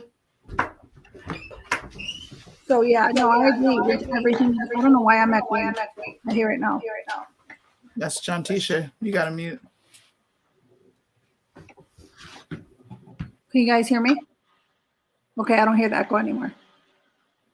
So yeah, so I agree with everything John Tisha and Chris said, and I agree with everything that Suni said. We have always done like phone checks, like literally just grab our kid's phone and like check through it, etc. So I agree with all of that. Like, parents, again, the point of this video was to show you that we are not conspiracy theorists. We are talking based on things that are put out there, that they are slipping in little by little into your child's brains. Little things they are putting in your heads. What happens when you plant, I'll say it again repeatedly, when you plant a seed and you continue to water it, it will grow. It is common sense. Parents need to rise up. Parents need to start paying attention. Grandparents, aunts, uncles, whoever is responsible for these children, because that is why we are in the condition we are in today with these young kids who have no direction. They are so misguided, and they are just believing whatever they hear. They're running around with groups like BLM and groups like Antifa because they finally found a home, and they believe that what they're saying is accurate. So we as parents need to do better. We need to do better. That was the point of this video. It's listed in the comments, some of the videos I shared. You can Google stuff. It's literally available to you. You can talk, you can even look at, like, if you want to know what your child's learning at a specific age group, it's available to you. It's very available to you. So you can find that all out. Anyways, do any of you guys want to talk about anything else? No, What'd you say? I said, did you guys want to touch on anything else? I've no, got I just the kids, so I'm gonna Okay. hop off. Yeah, no, I just wanted to, but the last thing I'll say is even for is rough that it comes off the things that we're saying. I'll say this, like, and I've told my son, because right now, and I talk about him the most because he's just the age that he's at. We're tough on them, and they know that. Like, I'm going to be tough on them. I have high expectations of them because there's so many people in this world that are telling them that are going to tell them that they can't succeed or that they're going to fail because of whatever is going on, you know, their skin color or whatever it is. Like, they're going to just have kids that are just haters and are not going to, you know, are going to tell them themselves. So with as much negative is out there in this world, like I tell them, I'm going to be tough on you. Like, I do have high expectations. Sometimes you're not going to like the decisions I make. But at the end of the day, like, and I told him this the other day, I was like, you know, I'm going to push you. I'm going to push you to, you know, to do the right thing. I'm going to push you to be successful. And you might get mad at me. And sometimes you might feel like you hate me and you think that I'm the strictest or worst, horrible dad ever. But that's okay. Like, I'm fine with you hating me, because if you hating me now means that you're successful later, I'm okay with that. And if you hate me later and you're still successful, I'm okay with that too. I'm not your friend. I'm your father. So you could hate me for the rest of your life. But if you're living and you're breathing and you're contributing to this society in a positive manner, I'll take the hate. But I guarantee, and the reason why I'm like this, I guarantee that when you get older, you'll look back and you don't got to tell me thank you. But I know that you're going to look back and you're going to be like, dude, my dad did the right thing. I'm glad he did that for me, because it's these things that we teach him. I told him, like, that's like, I'm rough on him. Yes, I got tough love. He broke his wrist laying in the floor about to get run over. I told him, your feet work? Yeah, then get up and get off the road. Right. Because sometimes people aren't like you. Obviously, people are driving around you. Like, they don't care about you. This is life. Sometimes people don't care. They're just going to keep moving around you. You got to pick yourself up and get off the road. And I'm tough on him. It kind of hurt his feelings, but hey, we got to do it. And it's because I love them and because I know that they're capable of doing so much more. Because I know my kids, and they won't rise to the occasion if they're not challenged. And for me, it's like, yeah, I just want to put that out there because I know it comes off rough sometimes when we're talking about it, but that's why we got I agree with you, Charlie. That's why we got all these sensitive kids. That's a lot of the reasons why you had the gangs in the 80s and 90s. There was nobody paying attention to their kids, and we're out there running around. I mean, yeah, they got the internet now, but that's just a different type of negativity in their life. I was out there running around, and nothing against my mom. That's just the situation we were in. You know, but we need that. Like, my life started getting better when I started having positive influence, and men came into my life and started giving me some good advice on how to be a man and what to do. That's when I started getting myself together. What does this say? As an adult, watching many of these young kids grow up nowadays and how many of their lives have taken some unexpected and sad turns, I think back to what my parents would say when I asked why they were so tough and strict with us as kids and always asking questions. They'd say, because we're not your friends, we're your parents, and we have the privilege and responsibility to raise you or else deal with the consequences of this world raising you instead of us. Exactly. Facts. Yep. Period. The end. I'm about to make you a sign that just right there. We're gonna make we're gonna make that shirt. Yours is gonna say period, and ours is gonna say the end. The end. No, but that's really what it comes down to. Like, I really do. And that's that love. Like, I love my kids enough to put that much effort into them, and to have those boundaries. And we do. But at the same time, I'm encouraging. Like, this kid want to do stuff, and I'll be the first one out there. Like, man, I'll go run with you. I'm gonna set up the weight setter. I'm gonna help you out. You want to play soccer? I'm gonna we'll run some new drills, whatever it is. Like, and when you think that you're tired, Yeah, we'll coach your team. Like when you think that you're tired, I'm gonna tell you to keep pushing. Like I'm gonna be what you need me to be.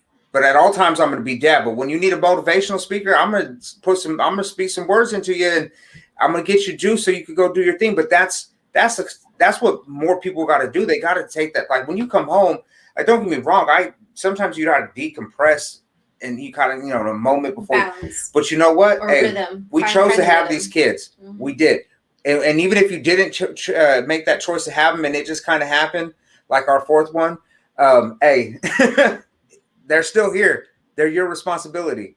And you gotta take that serious. We gotta help them to be positive members of society. Because I sure in the hell don't want nobody being like, oh, that's Chris's kid. Right? Little bastard. Every time you're doing a good job when your kids are outside the house and you get reports back of how good they are, how well behaved they are. They're kind, they listen, they have respect, they ask if they can help, all of these things. You're doing it, you're doing something right when you get words back like that, even if it's not like that at home. But I'd rather us take care of them rather than the world having to deal with that when we could have dealt with it here. So when they went out, they're productive people what did I say last time? My brain's farting. Productive members of society. Thank you. Correct. You help me at all. I agree 100% with everything you guys said. And we as parents need to rise up. Yep. School should not be raising your kids. That is the point of this video. Technology shouldn't be raising your kids. Look, I let my kids, now that they're older, they're on their phones, they're playing their video games, they're doing all the little things. But things need to get done. The shit that you need to get done, your schoolwork, all that shit, that needs to get done. You need to pay attention. And when that stuff doesn't get done, that shit gets taken the fuck away. Then you don't have it because you don't appreciate, because that's extra. Exactly. It's a luxury. It is not a right. It is not a right to have a device or a phone or whatever. It's not a right. Those are luxuries and you earn those 100%. I think I'm going to give me a post or something for the house. So I could put it up so when people come in, they can see how I parent. It's going to say, if my kids play stupid games, they get stupid rewards. And that's for real. Cause I'm telling you, I could do it all day. And then also, the kids your kids' friends, when they come into your house, like you gotta love them the same way you love your kids, because you don't know what kind of, not saying that their parents are not doing a good job. I'm not saying that, just in addition to, because you don't know what kind of things they have going on in their house or what they're dealing with or whatever that is, to welcome the kids into the home. The Bible says to take care of the young ones and rear them up well and teach them well and teach them the right things. And it would be really bad for those who steer them wrong. Jesus actually said it would be better for you to put a milestone around your neck and go off the cliff. He legit said it pretty much would be better for you if you killed yourself, if you if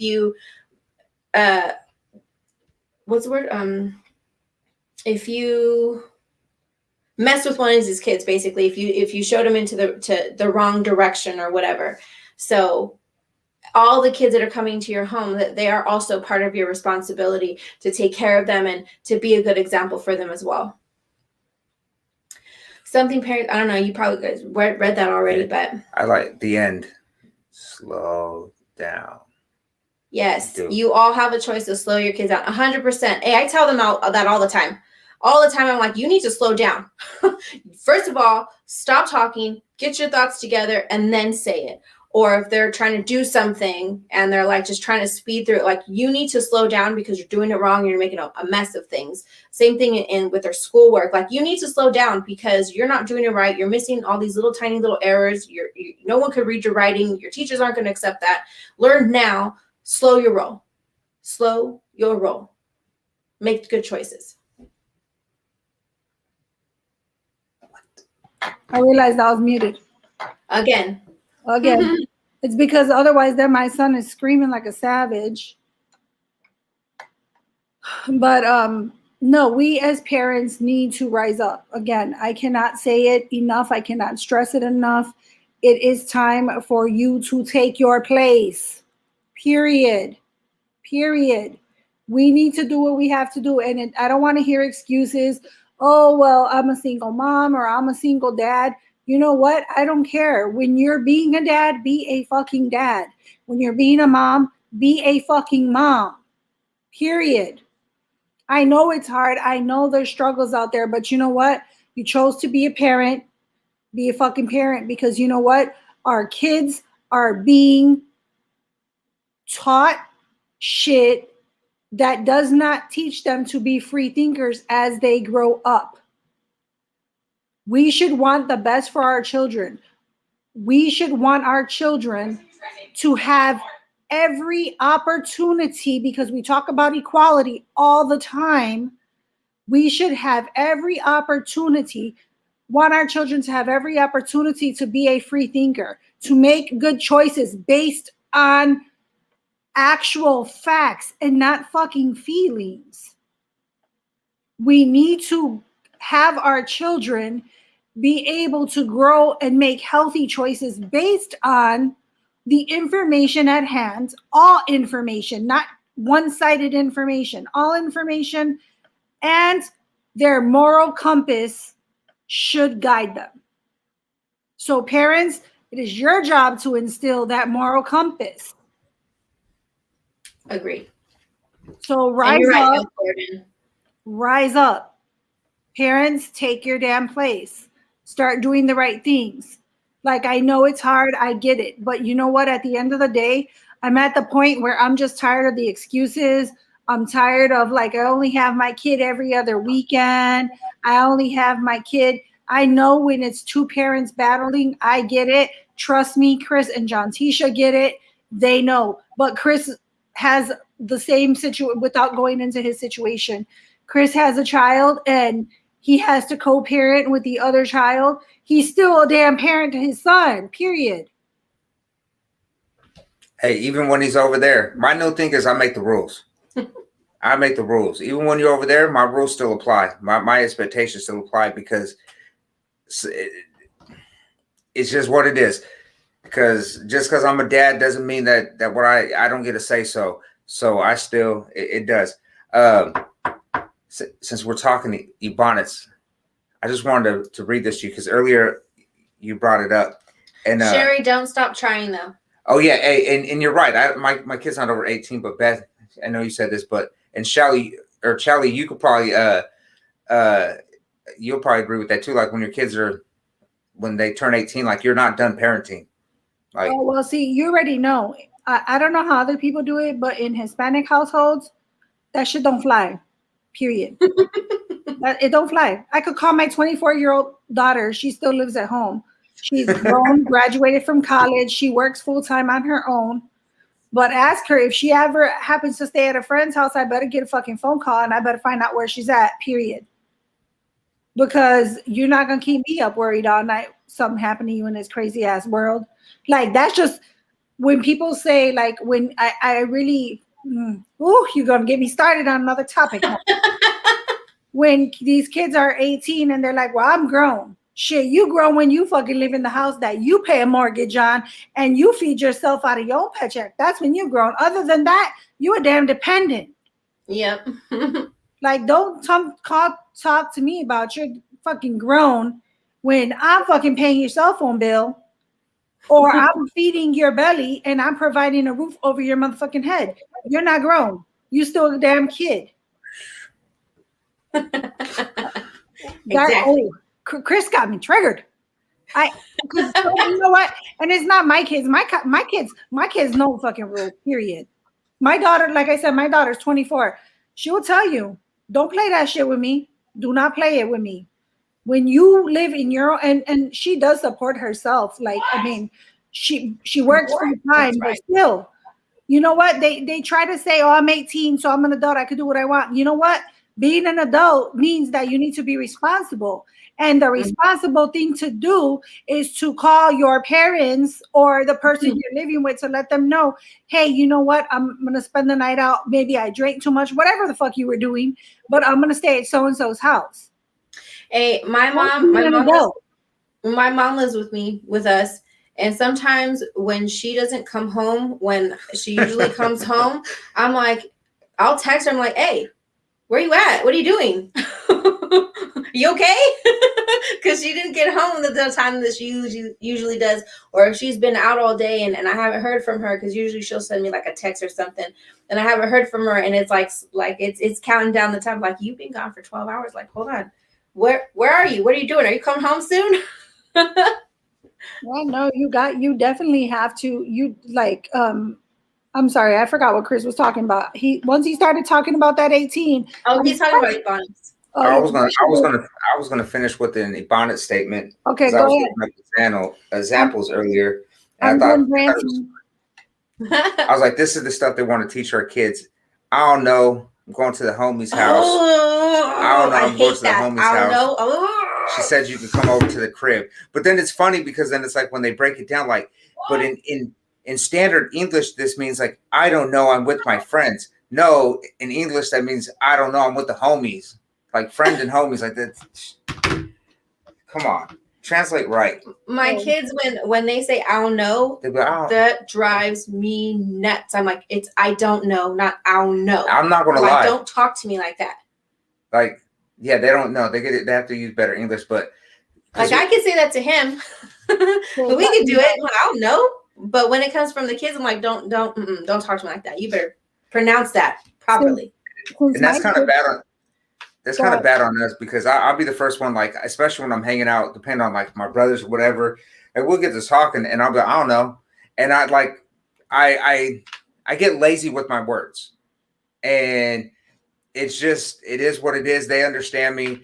But when it comes time to speak in front of people, I pronunciate, I try to make things clear. It is what it is. And when my kids, like when our kids are talking to us, like, you're going to pronunciate and speak clearly because I don't understand them. Like, and that's bad sometimes because I could get real, especially like I said, I got a speech impediment. Like I can't say, what is it? Sits. You can't say what? Sits. See, she has to say it for you. It's 6, but he says sits. Oh, okay. I was like, wait, what he saying? The number 6 or like X's. And I'm perfectly okay with it. Her sister makes fun of me. I used to like cry when she left because it hurt my feelings. But did you need a safe space? I went to my room. I locked the door. Did you cuddle up? This was last year. Did you cuddle up with a weighted blanket? That's funny. Hooked on phonics didn't work. So when I'm with my cousins, like I grew up in the hood, like we grew up straight hood. Like I could still talk Ebonics right now if I wanted to be honest. Like when we wait, say it. Go ahead, Chris. Say it. That's not a hard. I don't even think. I think I said cinnamon. Yes, it's not that word. It's like world, like world. Things that start with a W and have like an R sound or whatever. Like he says world with an R instead of world. World. Yeah, he says world, not world. Do you see the difference? So he says things like that, or it sits, or some of the other ones. Like you have to get them. Like when you're talking about him, rock. That's already an R. Yeah, like there's little words, and they'll get like, and I get it, and that's I under knowing that, okay, some words aren't, we all don't pronounce right, but at the end of the day, I try my best, and it is what it is. I roll with it, but I also, the words I can say, I try to say really well. Yeah. Yeah, no, we get like, if I'm hanging around with my cousins, like we get Ebonics real quick. Like, yeah. It's just, that's the way we grew up. Like, when my cousins, like if the first time, like I could show you text messages, first thing they'll be like, what's good, cuz? Right. It's not like, what's up? Nothing is what's good. And our conversation will get like, you won't even realize like we're like, my kids sometimes be like, the fuck? Yeah. Because with them, since my kids were babies, I've never played into the talking to your kids like babies. Yeah. I never did that. I never did the baby talk. I never did. And people will be like, you talk to your kids like they're grown. And I was like, well, I'm speaking English to my kids so they can fucking learn English. Mm-hmm. And so that when they were able to talk, that they would know how to say whatever that they needed to, so I can help them. I actually started teaching Janessa sign language. I was really good with her on that. I taught her sign language. And then I talked to them normal. I had a little bit baby talk here and there, but for the most part, I just talked to them normal and be like, that's how come they know some big words. They actually use them properly. Correct. Sometimes it surprises me. I'm like, oh shit, that's a good word. But yeah, no, I didn't do that either, because I wanted to be able to them to express to me what they needed. What are you laughing at? Oh, because she gives me words. No, yeah, well, no. I was like, yeah, I was like, Finna, like, what are you doing? I'm finna be at the house later. Yeah, and that's another sometimes. I'm fixing. Hey, but not with the kids though. Yeah, not with the kids. Like, hey, slide through. Come by the house. Yeah. Or where you at the house? Like, it's not my home. Like, I call my kids dude. Oh, dude, what are you doing? No, my and then you got the cut, but at the end of the day, it's like, but that's where it's like, okay, yeah, we might have that. You might have that little talk, or your little swag, or your slang, or your draw, or whatever it is. Bro. Yeah. But at the end of the day, I feel like when we're trying to make everybody conform to us, like to that, like, no, there's a standard, and this is the problem with America. There's a standard, and it's standard English, and we should all be trying to learn that, right? Because that is our common way of communicating with each other throughout the whole world, no less. And any other language you go to, like, okay, they're going to have, Spanish. You're going to have your slang. You're going to have, certain dialects. But at the end of the day, if you want to communicate, you got to understand. You got to have a common language, and you got to have. There's rules that go to language. You got to follow them. Mm-hmm. That and duh, like those aren't words. I know people use them, but they're not real words. And if you want other people to understand you, like, you got to learn it. So yeah, we might do it, but we got to learn the right way too. Mm-hmm. Sparkle said it. That's how we talk. What you want? Mm-hmm. What you want? That's like our own language. Right now. What? I said. She said, "What you want?" I was like, to me, that my response would be like, shit, like a fifth of Henny. But that's if I started early in the morning, and I really have Hennessy's not. Okay. It's true though. It's true. What you want? What's good? Mm-hmm. But again, that's between us adults. That's because that's how we grew up or whatever, but not with the kids. Correct. I agree. We're hypocrites. And not in society, in the workplace. We're hypocrites. We just summed ourselves up. We're hypocrites.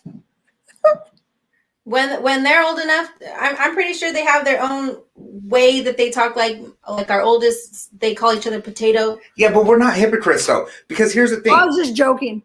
I was like, because I don't agree with it being taught in school. Like, yeah, if you're going to do it, but no, not as a part of education. Like, we know that's not right. Do we still do it? Yeah, we do a lot of stuff that's not right.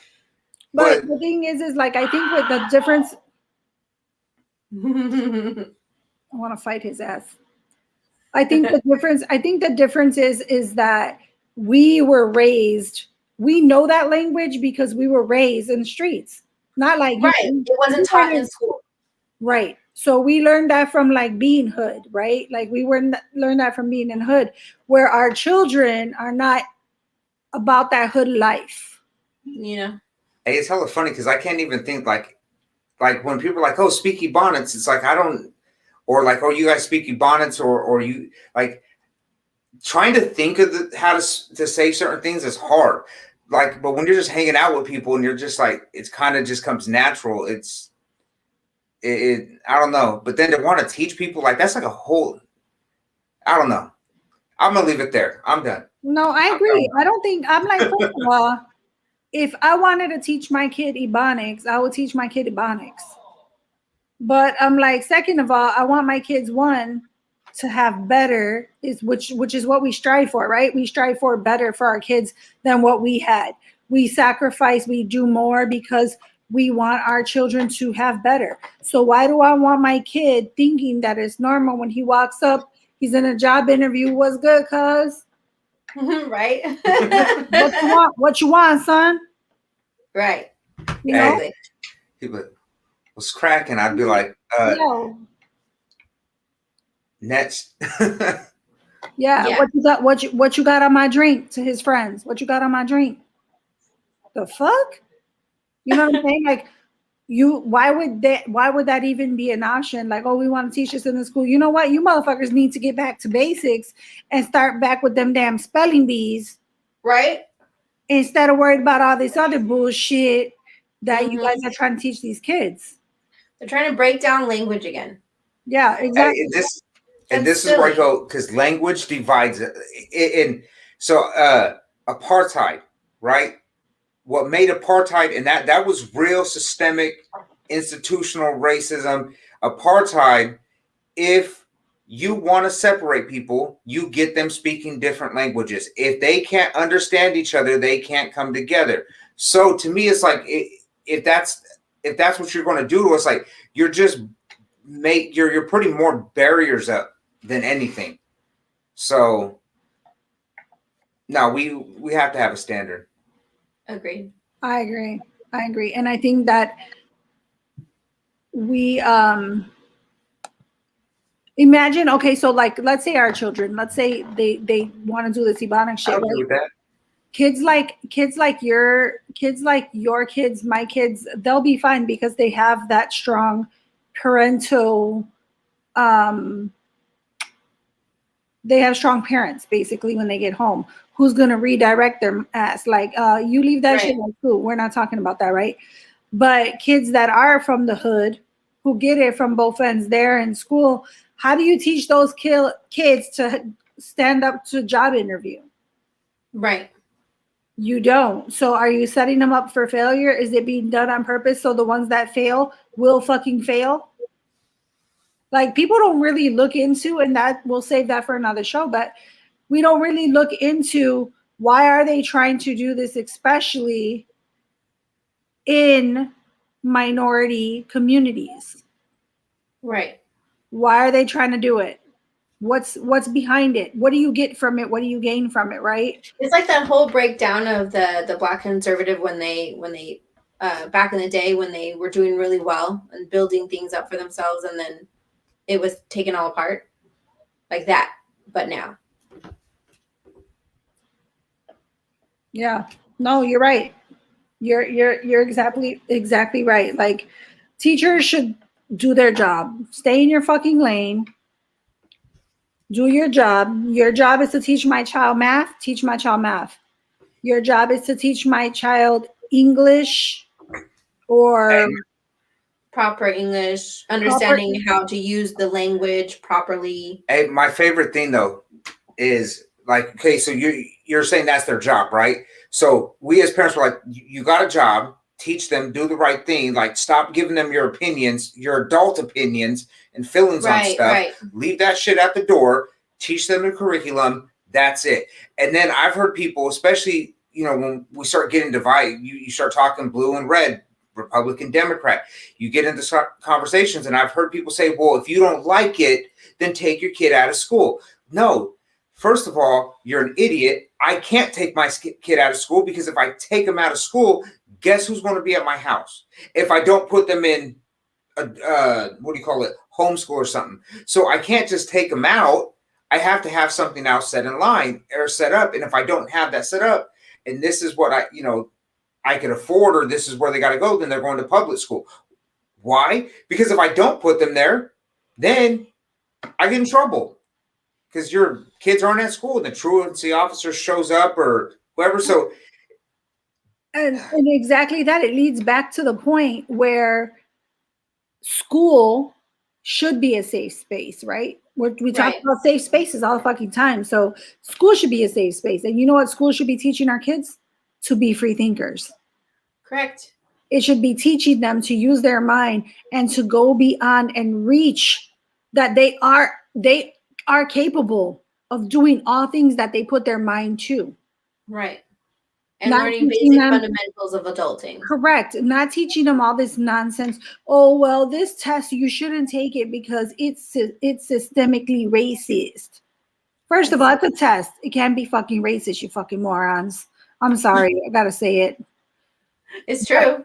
It's a test. It's a test. Okay. So and my children have disproven that theory because my children are Hispanic. They are a minority. They grew up in the hood. They went to public schools. And guess what? They did very well on the ACT. They actually did, one of them did 98% better than anybody who's taken that test. The other one did like 96% better than anybody who's ever taken that test in their age group and in their year of school.